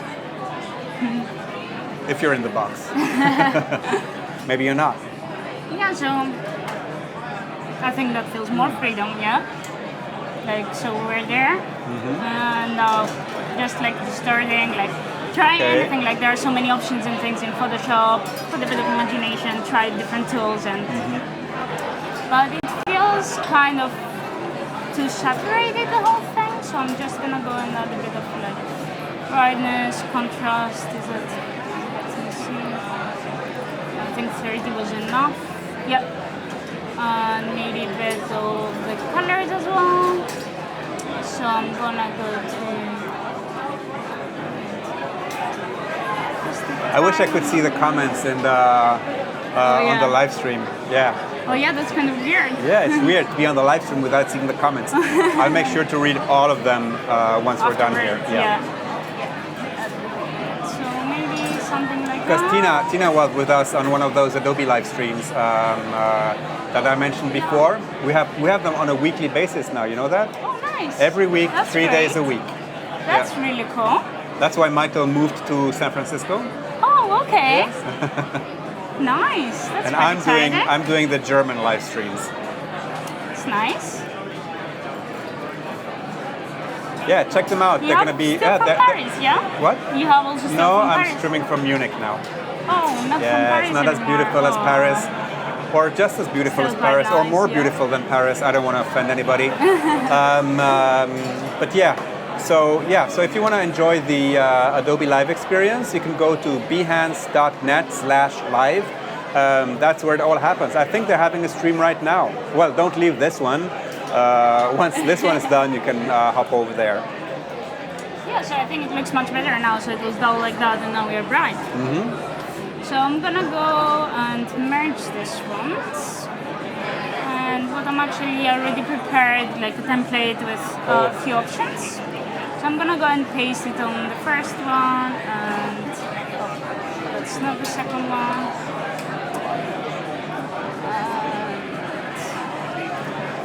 All right, Tina, I tell you what, I'm gonna let you work on that Okay, cool. while I speak with Gavin, okay? Okay. So, Sure. so what you're doing an entirely different project, right? Yes, I am, yeah. So while we were at MAX, we actually teamed up with Coca-Cola Right. and asked creatives to work on an artwork, Yep.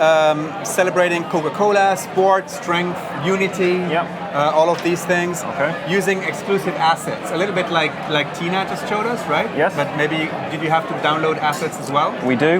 Okay, so we're gonna see that. And to get you inspired to understand how this other competition is working, well, Gavin, show us how you approached it. So we had to go to this website here, CokeXAdobeXU.com. And if Okay, you scroll, X, it's like 4, Coke 4, Adobe 4U. yeah, but but you type it in as X, right? It's like the iPhone X, no, 10, Right, that's right, yeah. So if we go to that URL, we can navigate to the participate option here. Just fill in your name and your email, and you can download the assets. They're actually all vector assets. So I think the idea is to keep it quite simple and create quite a simple concept with some textures and whatnot. So if we navigate to Illustrator, you can see I've got the 4 assets here that we're going to use. As you can see, very simple. The logo, the swoosh, and the circle and the bottle. So what I'm going to do is copy the assets into Photoshop, into a blank layer, and I'm going to create a quick, call it a mini advert for Coke, using the vectors and a few textures. So if I just navigate, paste that in using Control V, and add it in as a smart object, I'm going to scale it up, holding down the Alt and Shift key. Put it in the middle right there. I'm going The to... cool thing with smart objects is that if you double click on a smart object, because this is an Illustrator file, it'll open an Illustrator and you can modify it from there. That's right. So it remembers its identity. That's right. So I'm going to go ahead and add a layer underneath that, and I'm going to add a gradient. If I open the gradient option here, I'm going to just add some red to that gradient, and then make this slightly brighter with the orange. Okay. So that's our gradient. Press OK. Hold down the Shift key, and let's do it the other way around. Make it slightly lower. Zoom out a bit. Is that after the art director told you make it pop? That's right. That's right, huh? Make it pop like it's hot, right? Yeah. That's right. So if I leave that as it is, I'm going to press the Command L and just raise the level slightly, just to add some more contrast to the background, like that. Press OK. I'm actually going to, this is one of the things that I quite often do, save that vector smart object as it is, leave it there, duplicate that, hide that, and I'm just going to right click and rasterize this layer for now and play about with the colors and use that in case I need it for a later date. But I'll leave it as it is there for now, and I'm going to lock the transparency, press D and X to go back to default colors. I'm just going to make that white and just bring it down slightly. Let's go back to Illustrator, and I'm going to take the circle here, let's copy that and paste it back into Photoshop again. Hold down Shift and Alt, and let's just reduce the size there. I'm just going to put that underneath the bottle. Let's just right click and bring the that down a bit, and bring the bottle down a bit as well. Okay. And then I'm going to jump over to our libraries panel and jump into Adobe Stock to find some stock images to kind of amalgamate with the vector images, okay? So as you can see, these are the ones that I've already downloaded. If you want to do a search online, you can type in whatever you like. For example, I'm looking for a grunge texture, and this is the one that I chose. And I just downloaded that here. Ah, it's licensed already? Okay. It was licensed already, yeah. And then you can just drag that in straight from Adobe Stock and resize that as a smart object again, which is very convenient. Close that down and hide that layer. I'm going to keep that there for now. Jump back to our libraries panel, and I'm going to look for some soda or some Coke textures. And let's have a look what we've got. So I'm looking for a texture or an image I can superimpose into the vector bottle here. So I'm going to choose this one here. Just download that, license the image, press OK. And there we have the image straight away. If I just drag that across, position it there and bring it just above the vector bottle, hold down the Alt key, put it inside the bottle and just lower it down to about there. And just position it, just scale it up slightly, like that. Okay, I'm going to go back to the libraries panel and I'm going to look for some lines, some vector lines. And if we click on the results from Adobe Stock, you can choose whether you want photos, illustration, vectors, which is very, very useful. So here are two that I found earlier. All right. So I'm going to drag across this image here of these squiggle lines. Let's just reduce that down using Shift and Alt, and then right click, rasterize that layer. Press W for magic wand, select the white area, select similar. Let's just delete what I don't want. The magic wand has become much better, I think, in the latest versions of Photoshop. We used to call it the tragic wand, you know that? Well, for old school guys like me, it's my third arm, you know? Okay. Can't let go of it, but yeah, fantastic tool. I'm going to position that right there. I'm also going to drag across these lines here that I've licensed earlier on. Drag that across. Some manga burst. Some manga style lines. And I'm just going to resize that and drag it down and put this inside the circle layer here. Let's group those layers together, Command G. Okay, and let's just position that. And I'm going to invert the layer using Command I. But what I'll do first, before that, is just change the color. So if we do Command U and use the Hue Saturation panel, I'm just going to play with the colors like that, and then see how it looks. And let's use a layer blend. You ever use the recolor artwork in Illustrator? I do. That's one of the best features freaking awesome. in Illustrator. It saved me hours and hours of time. Wouldn't you agree, Tina? Fantastic, fantastic. So I'm just going to see what else we can get from this library. Okay, so before I do that, let's go back to Illustrator and get the logo. And I'm going to copy and paste that back into Photoshop. Yeah. Just drag that down and position it just at the bottom of the... Let's go back again and just paste that in. There it is there. And just put it at the top. Let's leave it there for now. And what I'd like to do is... Okay, let's speed things up here.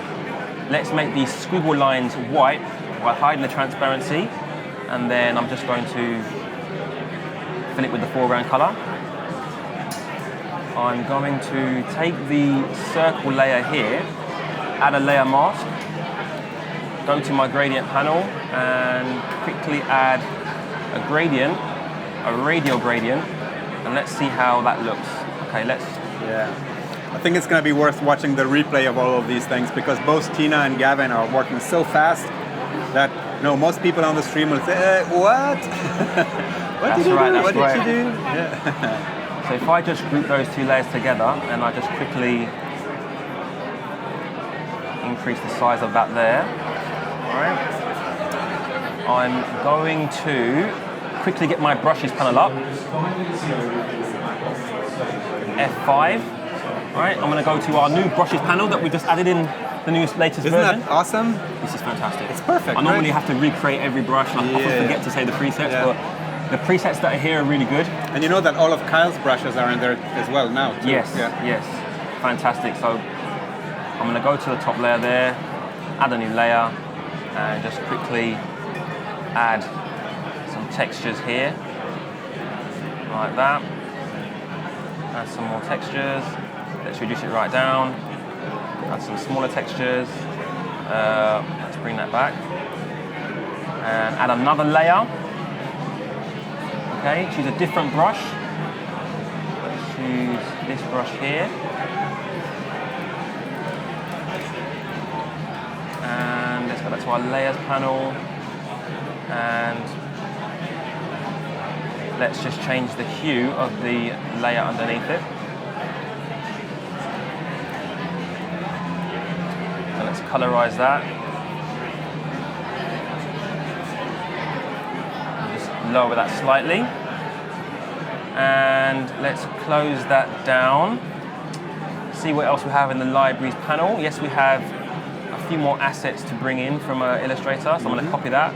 Time is almost running out. It is, it is. Yes, it is. And I'm just going to increase this here, place it just underneath the image like that. I'm going to put this behind the bottle. So while Gavin is doing that, I'm just going to remind everybody that to participate in that competition, it's Coke X Adobe X U. CokeXAdobeXU.com to get all of the details, download the assets, and start working on your solution. And maybe, do you mind if we move back to Tina very quickly? If we move back to Tina, we're just going to look at your various options. You said you created some variations, okay? So actually we had this image here, so I just used it in order to get like different crops of that. So it's the same image but just like bits of that. So there are kind of different options, so maybe they can let us know which one they prefer. Well, maybe maybe we can check later. Yeah. But can you guys participate in the contest, or are you like out now? No? Oh, I don't know. Oh, yeah, all right, let's do it. All right, so basically, and for this contest, basically if you go to the Creative Connection blog, there's all of the details. Maybe we can show the page again. Yeah, sure. And then we're going to move back to Gavin very quickly. blogs.adobe.com/creative/take part in it, but you can find it there, the Creative Connection, the UK page. All right, awesome. Thank you, Tina. Let's move back to you very quickly, Gavin. So as you can see here, I've just added in another texture. Yeah, just say boom. Boom. Boom. As you can see. And with that, my friends, we're going to move back to our live audience and stay tuned.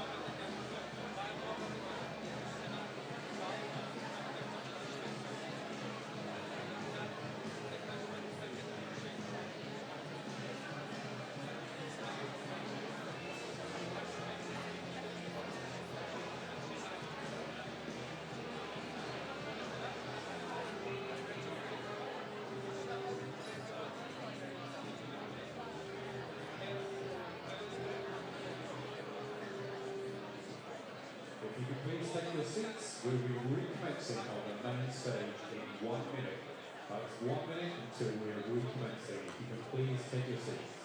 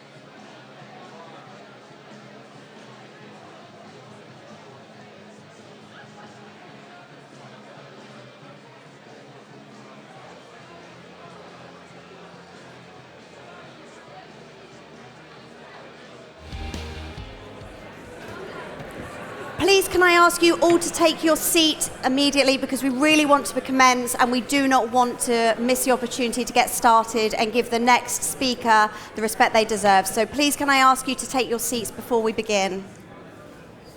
Thank you.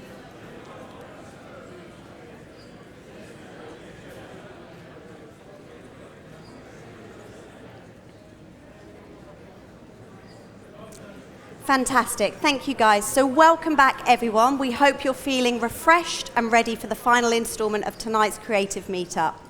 Don't forget to keep the tweets coming at Adobe UK and let us know what you're thinking. Use the hashtag Creative Meetup. You can also now retweet our competition post, which again is on the @Adobe UK Twitter handle, for the chance to win your Creative Cloud membership for 1 year with the Adobe Stock membership. So please do get retweeting.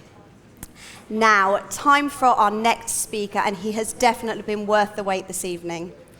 As a fashion photographer, he has consistently challenged the conventional notions of beauty and is renowned for his groundbreaking creative collaborations with leading designers, including John Galliano and Alexander McQueen.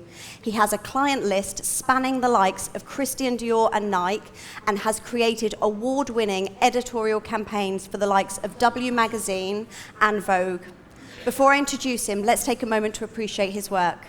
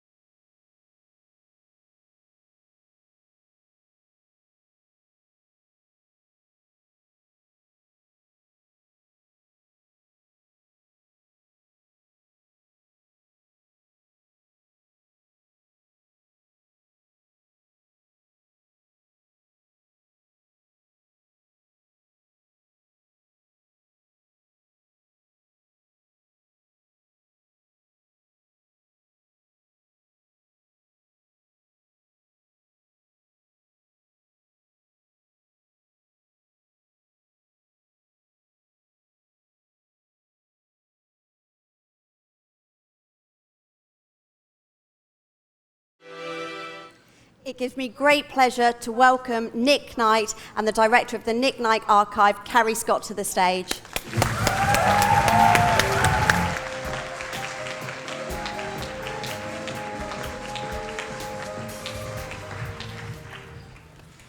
Hi everyone, thanks very much for having Nick and I this evening. As was just mentioned, I'm the curator and director of Nick's archive, and I've had the distinct pleasure of working with him for the last 8 years. And so I'm going to try not to go way too far back, but sort of deal with things that Nick and I grapple with on a regular day-to-day basis. And I think with that, the easiest thing to start with is the never-ending debate between fashion photography and image making. Nick had a retrospective this time last year in Seoul at the Daelim Museum, and we probably, I don't know, took 16 months to work out what to call it. And Nick had a moment of clarity one morning and walked in and said, you know what? We should just call it image. I'm not really a photographer anymore. I do this thing that's called image making. So to that, Nick, why aren't you a photographer anymore? Good evening, everybody. Why aren't I a photographer anymore? It's a slight, it's important and not important at the same time. Photography is something, it's a medium that was defined by a set of parameters which are very clear and could link everybody from Maplethorpe to Maybridge, from Ashday to Averden, and they all do the same medium. That set of parameters is very much what I work outside of now. So now I take pictures with my phone, I can broadcast them instantly globally, I can change the head from one picture and drop it into another picture, I can change the depth of the picture, I can actually make the picture into a 3D sculpture, all with this machine here. So what I do really isn't photography, it's something outside of that. And the reason to not call it photography is because I think we're at the beginning of a very new medium and a very exciting medium. And I think if we still keep on saying we do photography and we are photographers, then it really holds us back from the potential that we have. There are so many more possibilities now, so many things that you can do, that I think it's really important to say, okay, well, let's free ourselves up from this sort of idea that we're photographers, because we can do things with sound, we can do things with motion, we can do things with live broadcasting, we can do things with virtual reality, all those things which are clearly outside the boundaries of photography. So we had to come up with another name for, well, I felt I had to come up with another name for what I do, and the only one I could come up with was image making, which I think is pretty rubbish, but I can't think of anything better. So happily, if anybody's got any better ideas of what one should call oneself now. But I just think it's important to make that break. Photography was great. Photography is a fantastic medium and still is a fantastic medium. However, it is not what most of us do. If I look out at you, some of you are taking pictures now, and most of you are doing it on your phones. That's different from using an old camera. So I think it's very important to make that differentiation. It's not to do without photography. I think photography is fantastic, but it is not what I do. And I think it's important for this new medium to grow. We have a new distribution network. Photography really sort of lived on the back of magazines, on the back of in books. That was really where photography sort of came into its own. I've practiced fashion photography for the last 40 years. That's really what I've been known for. And I think that was really supported by the network of magazines, and we've seen some fantastic and amazing fashion photographers from Averden to Penn to Mizell to all those guys. And they are great photographers. However, magazines are not the best place to see fashion anymore. Fashion is best seen on the internet, and therefore you have a different medium for that. So it really is just finding something that suits the medium it's distributed by. And actually, the things that I do on my phone and the way that we broadcast now and the way that we pass images to each other happens across the internet. It doesn't happen across magazines. So I think there is a clear separation to be made, and it's better because then a new medium has more of a chance to sort of flourish and grow. What is it, though, about the internet that you find so interesting? You started Show Studio before anyone had really cottoned on to the internet as a tool or as a mode of distribution. Well, there's so many things. I mean, for a start, where to start? The way that one can use new technology. I do a lot of things with 3D scanning. I do a lot of things with sound, a lot of things with virtual reality. So all those things are completely impossible to do in magazines. The way that you can get through directly to your audience. So if any one of you wants to post a picture tonight, it stands on its own merits. You don't have to go to a magazine publisher and say, can I publish this picture in your magazine? And the magazine publisher says, okay, I can make some money out of you doing so yes, you can. And that's the same if you're a painter, or the same if you're a writer, or the same if you're a music artist. You have to convince a third party to let you publish your work, or broadcast your work, or show your work. I think what the internet has done is allowed us to directly have a contact with our audience. So now a piece of work stands on its merits, and stands, I guess what I'm trying to say really is that, art overall was based on somebody else making some money through that art. The artists that we all know, music artists or painters or whoever, are all there because somebody else said, okay, well that painting I can sell, therefore I'll I'll put it in a gallery for you, or that record will make me thousands, so therefore I'll put it up on I'll put it on my record label. But that means that all art is created to make somebody else money, and I don't think that's necessarily what art should be for. I think art should be for the soul, for the love, for the anger, for the passion, for all those sorts of things, and not about making somebody else money. So I think the internet, importantly, has put us artists in touch with their audience in a way where they don't have to go through a third party. So I think that's important. There's lots of reasons to love the internet. For a start, it felt, when it came along to me, like punk felt in the 1970s. That you get up and do it yourself. You didn't have to ask anybody else. You just did it. I got very cynical and depressed about the state of fashion magazines. I thought they were all far too much in the sort of grasp and the sort of hold of the advertisers. So what advertisers do is they say to the magazines, okay, you can have our ad for £100,000 in front of your magazine, but you've got to run our clothes. And that relationship got more and more insidious and more cronyistic, and more controlling. And the fashion magazines just became places where advertisers dictated what the editorial well was full of, which is never what fashion magazines were supposed to be about. You know, the great magazines like the Vogues and the Elle's and the Marie Claire's, all those fantastic magazines had their heyday in the 70s and the 80s. But then the advertising got such a hold on them. And I started disliking the way that was going. I started disliking the fact they'd never put any people of colour on the front of magazines. I disliked the fact that all women were one size, that all one age, all one shape. I didn't think that was how I felt about life. My life was much more varied, and you fall in love with lots of different sizes, shapes, ages of people. It isn't just one particular size which is beautiful. Of course, you know, lots of people are beautiful in lots of different ways, but I didn't feel it's been reflected in the magazines, and I felt the lack of, that's a very current word now, but a lack of diversity in the magazines, and the way that one form of the female body was being pushed, and one age and one race and one creed was absolutely ran against everything that I felt in life.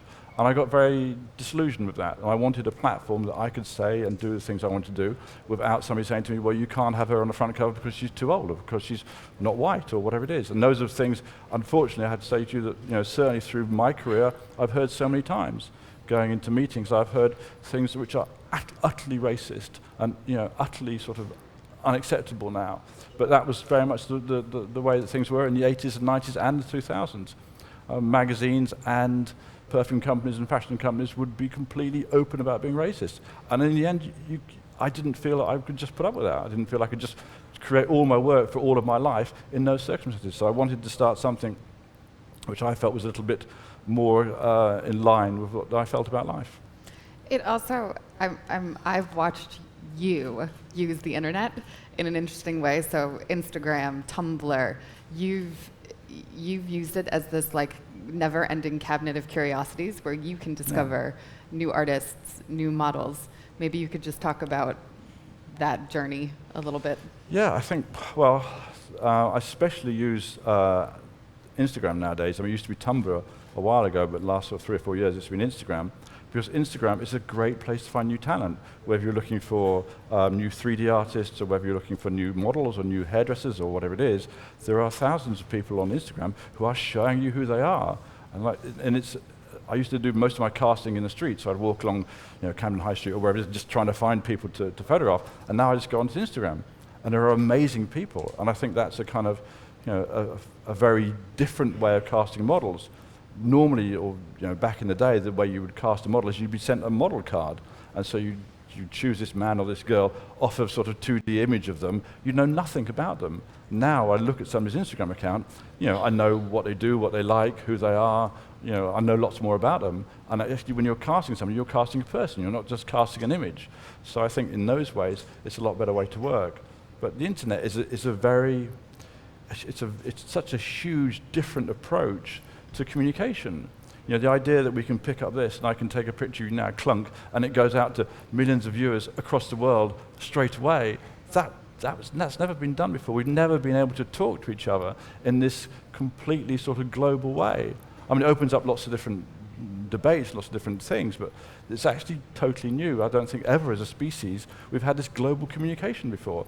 And I think that the art that will come from this just hasn't appeared yet. You start to see it a little bit, but it hasn't really appeared. I mean, all great social movements create art forms, and we haven't really seen the art form coming out of the internet yet. We will do, but I don't think it's quite there yet. Do you think Instagram as a model, do you think that the Instagram star is now the new sort of magazine? They become their own little individual magazines in and of themselves. Yeah, to a certain degree, people are their own magazines. People are their own showcase, if you want. I think that the balance of power has really shifted.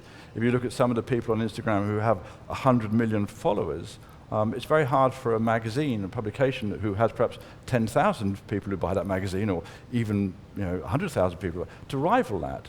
You know, the balance of power before was very much the magazine would say to the model, okay, we'll put you in our magazine because it'll do you lots of good. Now it's the other way around. Some of the people who have got millions of followers, just dictate the terms, and the whole balance of power of fashion has just shifted. Whether it's for the better or for the worse, we'll see. But I like things when they change. I like things that change around. I actually prefer it when the status quo is completely rocked. I don't like it when things are established and they don't move. But as I said, I've worked in fashion most of my life, and fashion is about change and should be about change. So what do you do with fashion photography, fashion film, fashion illustration? So there are three very distinct ways of talking about fashion. They're all things you do. Can they all exist together? Does it become a molded genre? Is it? Yeah, I guess. I mean, what Carrie's talking about is on the Show Studio, which is a website I've run. We find lots of different ways about talking about fashion. One of the ways that we've been talking about fashion for the last sort of 5 or 6 years is with fashion illustration. Fashion illustration was a great medium for a long time. It was very central to how people communicated fashion. When the editor would go to the fashion shows, she or he would take along a fashion illustrator because, of course, photography wasn't so widespread. And the fashion illustrator would do sketches from the runway, and then they would take it back to the editor of the magazine. And that's how the whole sort of, the magazine would start to work on what they were going to put in it. Now, of course, or what we've seen is the rise of photography, catwalk photography especially, has been a way of just showing everything that goes on the catwalk instantly. So in about the early 80s, fashion illustration just died. People stopped using it, and these are really talented artists who weren't being employed. It lay low for 20 or so years until sort of things like Tumblr came along, where young kids started to say, well, actually, I just like drawing clothes. And they'd be drawing things from the internet, and they'd be drawing, fashion illustration started to grow again. And I discovered it about 6, 7 years ago.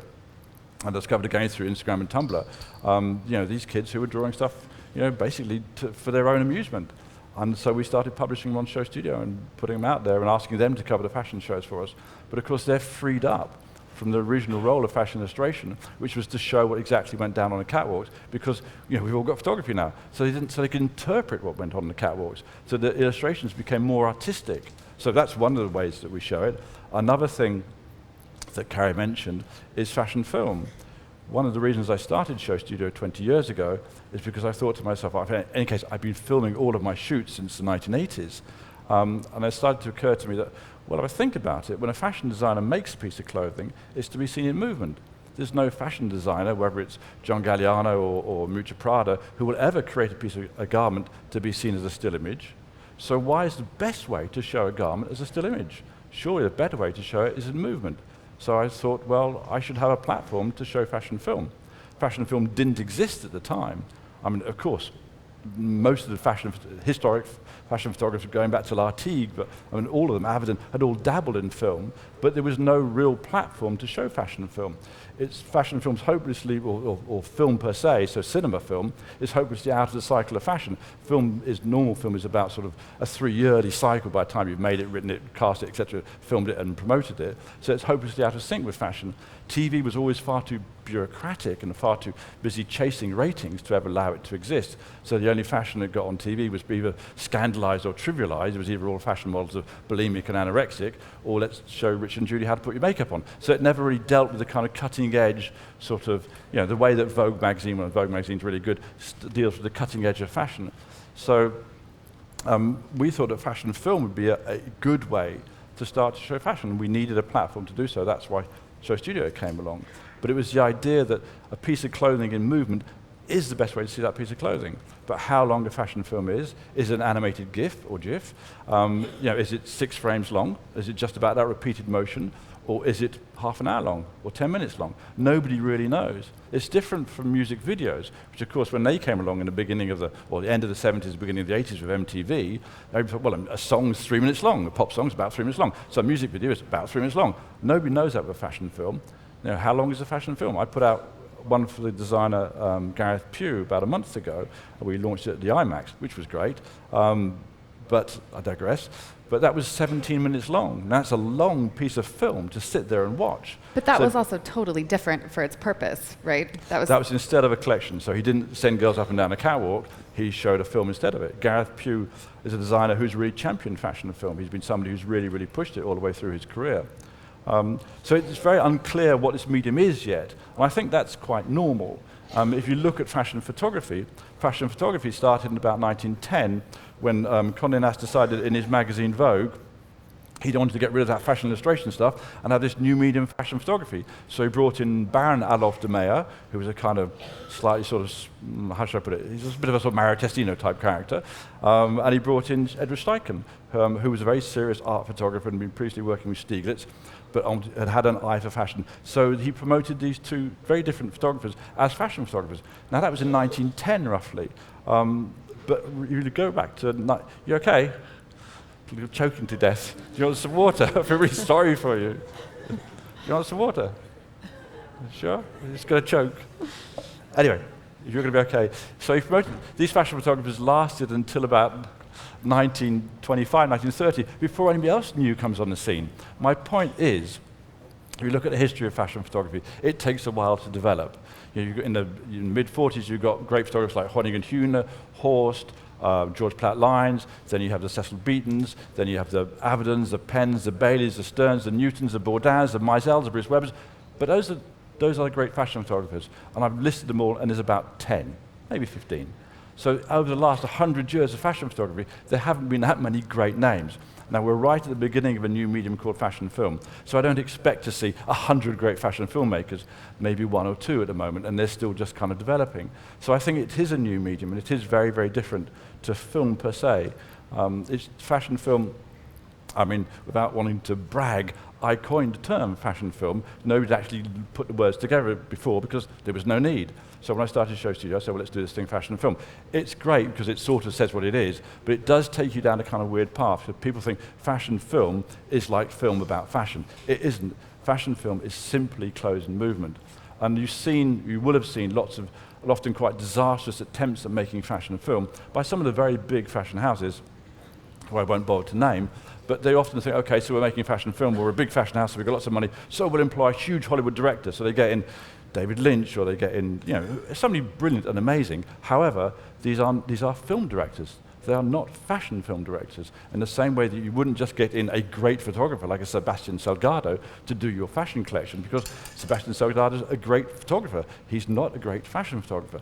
Being a fashion photographer and also being a fashion filmmaker is a particularly rare trait, and it's only seen in very few people in a generation. So that's my point really is, there are perhaps 10 or 15 great fashion photographers.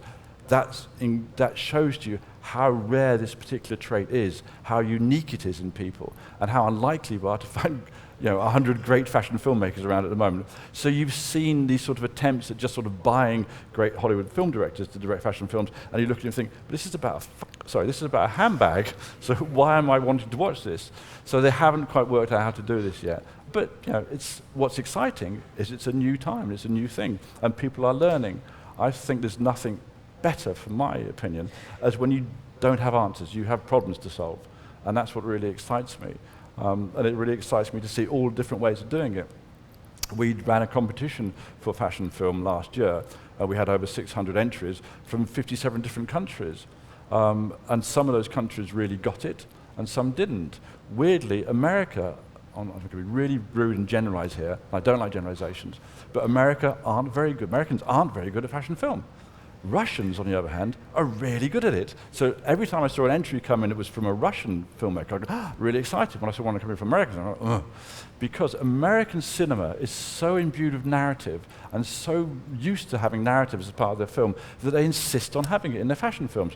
Fashion films are non-narrative pieces. If you imagine a great photograph, a great fashion photograph, like a Richard Avedon photograph of Twiggy jumping across a grey colour armour, there's no fashion narrative there. There's no narrative there. It's not a story. You don't have to know who Twiggy was. You don't know who her boyfriend is. You don't know where she's going next.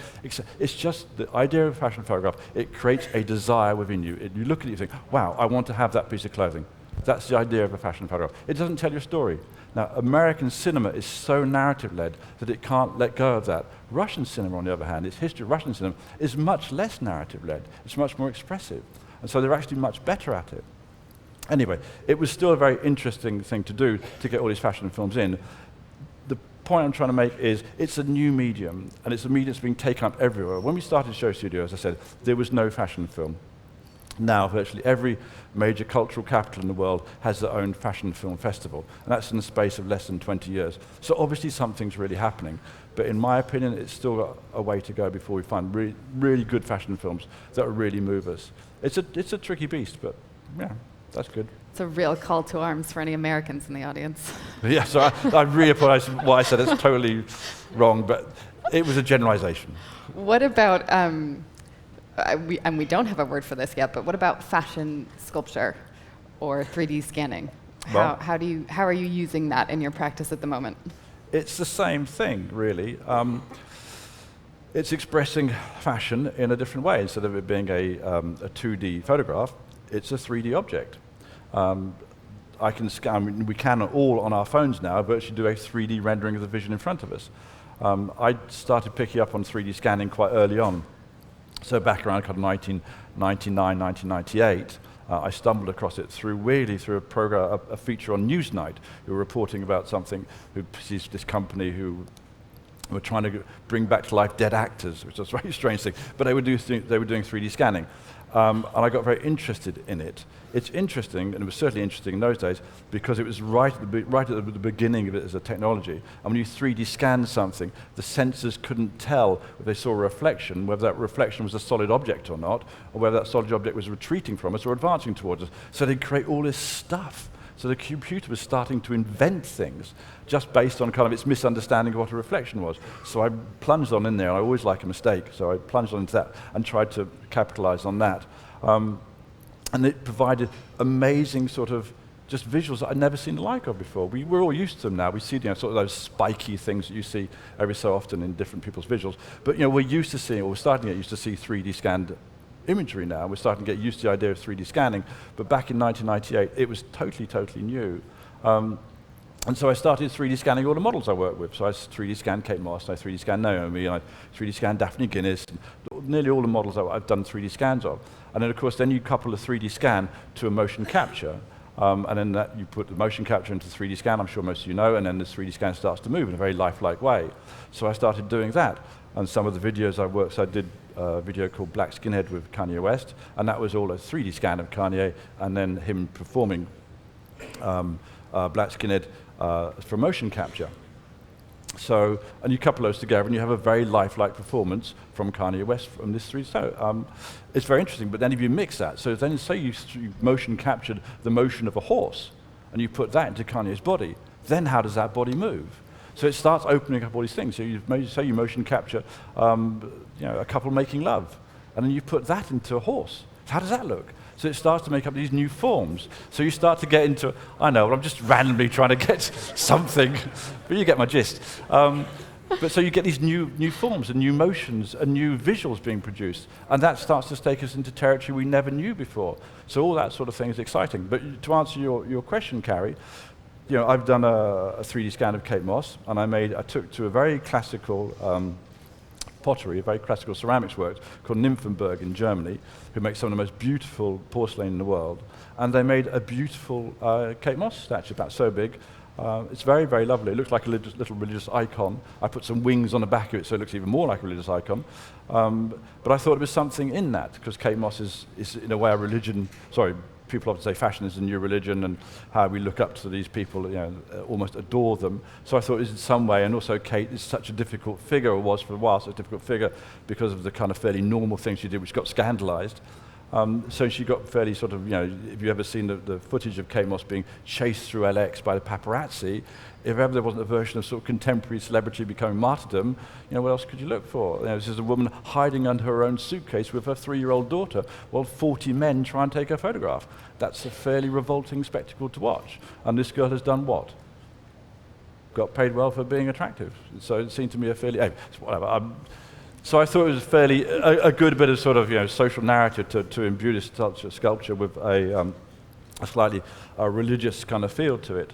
But then you have a very beautiful white sculpture made out of porcelain, and that becomes a sort of a fashion sculpture. I did another one of Naomi, which is more spiky actually, which is sort of 5 Naomis in a ring, and it's like a double exposure, or no, a 5 times exposure. And that's using a photographic language in sculpture, which again hasn't been done before. So we're really at the threshold of a whole bunch of different ways of working. What's interesting now is all the divisions between the different art forms are all just coming down. There's no reason why we can't take photographs, make film, do sound recordings, make sculptures, etc. Mostly all from our phones. But none of us have to be what we were before. And before, I was a photographer, and that was it. Or I was a filmmaker, and that was it. Now I do a whole range of things. That's why I call myself an image maker. Another term I've heard is a generalist. I'm not sure how many of you, and for what industries you're all from, but generalist is a term for people who do lots of different things, have lots of different skill sets. And that tends to be more the way of working now. We tend to have a lot of skills that we're quite happy to move from one to the other. So it's, it's a very broad range of things. But I can think that is just exciting. And for me, that's just a freeing up of things. So I think my feelings are things are getting better and better because we're no longer shut down, closed down. We're no longer forced into sort of little categories. We're allowed to be much more fuller human beings. That's all hopeful and nice, and we could end there. But I've always wondered what it is about mistakes that or why you embrace mistakes so easily, because it looks effortless when you do it, and it ends up looking hugely graceful when you do it. But then I heard you talking about the fact that you can never practice a shoot, so that you go in and you can't rehearse it. No. And so I guess at your core, you have to just be open to those mistakes. Yeah. But I'd love to hear you extrapolate on that. Well, Carrie's quite right. You should never rehearse a shoot. You should never practice your shoot. You should never draw a little sketch of what you're going to do before you go in there, because it's about the moment. If I was imagining what I was going to photograph tonight, if I was going to pick up my camera and take your photograph, I wouldn't know how you'd look. I might know physically how you'd look, but I wouldn't know what that pink light was doing to you, or what the girl next door, how she was leaning on you. I wouldn't know any of those things. And those are all important things if I was taking your photograph. So what I have to do if I was taking your photograph, I'm sorry to single you out, what I have to do if I was taking your photograph is I have to respond to what I see, not what I imagine I'm going to see. So it's really important not to prepare in those ways when you go to take an image of somebody or take a photograph of somebody. Of course, that's nerve-wracking. If you're going to go and take a photograph or an image of Robert De Niro, you want to be really sure that you're not going to get a good one.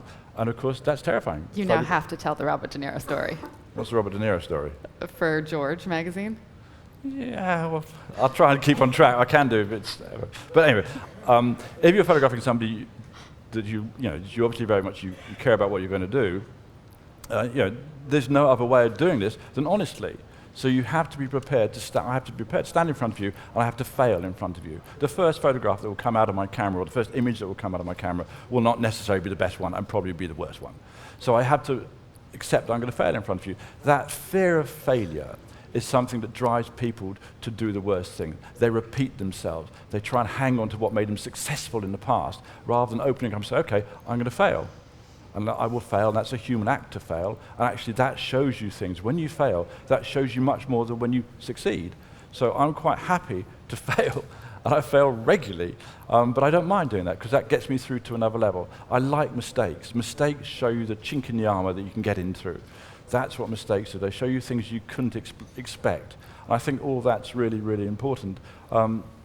It is frightening when you do a photograph. Bless you. It is frightening when you do a photograph, because you never know how you're going to do it. And I've got a picture to do. I'm going to work for Vogue on Monday, Tuesday next week. I'm in Brighton photographing for Vogue under the new editor, Edward Enfield, who I love and is a great friend. Anyway, I'm terrified because I've got no idea how I'm going to do it. I'm taking a simple camera with me. I'm not taking any lights. I've got 3 models.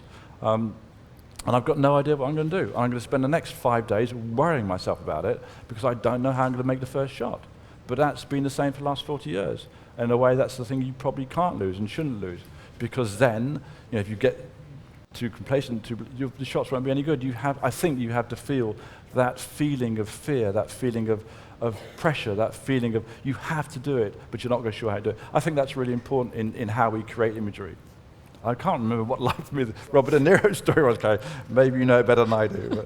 But. For George, wasn't he doing Casino? But then the conceit for George was that they all had to look like George Washington. Yeah. Just slightly amusing anecdotal, but we don't. There's a magazine called George Magazine that most of you will not know, I would bet. But George Magazine was actually a brilliant magazine. It was an American political magazine that came out in about 1995-ish. And the head of it was Kennedy's son, John Kennedy, who was actually a very lovely chap. He's a chap that died in a plane crash. Anyway, he phoned me up and said, hi, it's John Kennedy, which was a shock in itself. And he said, I want you to come to America and I want you to photograph Robert De Niro. I'll just get him on the phone for you. So then I had Robert De Niro on the phone. So all these things are quite strange because they're huge characters. But it was made even more difficult by the fact that, as Carrie says, the idea for the front cover, which I was doing of this magazine, was they'd riff off the idea of the image of George Washington. So the first one, I think they had somebody they had somebody dressed up. Cindy Sherman, Crawford. Cindy Crawford, that's Cindy. That's Cindy Crawford dressed up as George Washington. That's my wife. She's very good at prompting me on these things. And the second one I had to do with De Niro, so they put him in a bloody George Washington wig, but De Niro was promoting his film Casino, so he wanted his say in it, so he had the George Washington sword with a playing card stuck on it in a 1950s suit. So this kind of mixed match of these two images. It's very hard to get a portrait of someone who's got all that going on. And in fact, when you look at Robert De Niro, when you look into his eyes, you see the same eyes that you see in Taxi Driver, in Cape Fear, in all those other terrifying movies that he's been in. And also you think, well, any minute, this man, last time I saw him looking at my eyes, he stuck a pen in somebody's ear. So you kind of slightly unpleasant feeling, but actually he was a very nice chap, and so was Kennedy. Just embrace the That's mistakes. a kind of weird story to finish on. Done. But we are out of time. Well, before we go, can I say Yeah. one thing just to, because I want to say it. So I think there are some really important things coming our way, really important art forms coming our way, which will shape all of our lives and shape all of what we do. Artificial intelligence, virtual reality, robotics are huge waves about to crash over us culturally and globally. And I think they're really going to change, how we all interact, how we all work, how we all live, etc., etc. And I think really that's what we should be looking. We should be, as creative people, and I take it you're all here for this creative evening, then we should be all creative people, we should be in control of those things. We shouldn't leave it down to business. It's really important that the creative people take control of the new art forms that are coming, and they are massive art forms. Artificial intelligence is on the one side a bit weird and scary, on the other side absolutely brilliant. I've started working with a chap in Berlin on artificial intelligence, and it's basically if you feed this artificial intelligence enough information, it can start to make decisions for you. So I've fed it all the images from my shoots, and now it can recognize how I work a little bit, and it can, I can give it one photograph here, one photograph there, it can make the photograph that's there that I haven't taken. Now I think that's really exciting.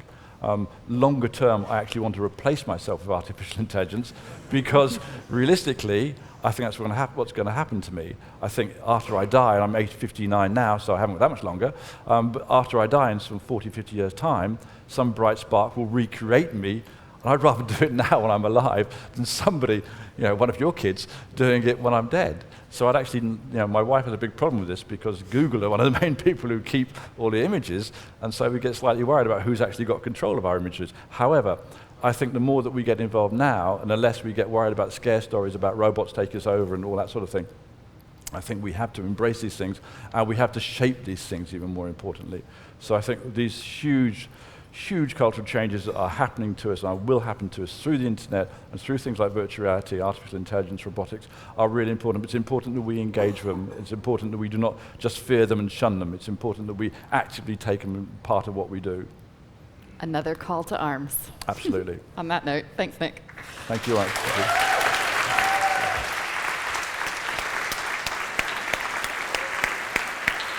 Thank you very much. I think everybody here and online will agree that that has been the best end to the evening. So once again, please give it up for Nick Knight.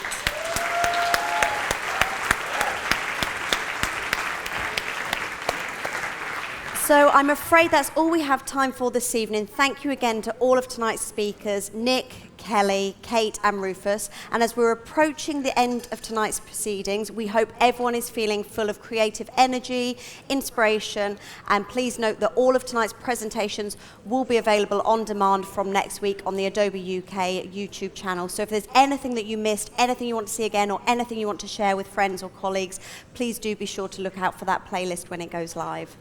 The winner of our online competition will also be announced in the next few days on the @Adobe UK Twitter handle, so please make sure you look out for it.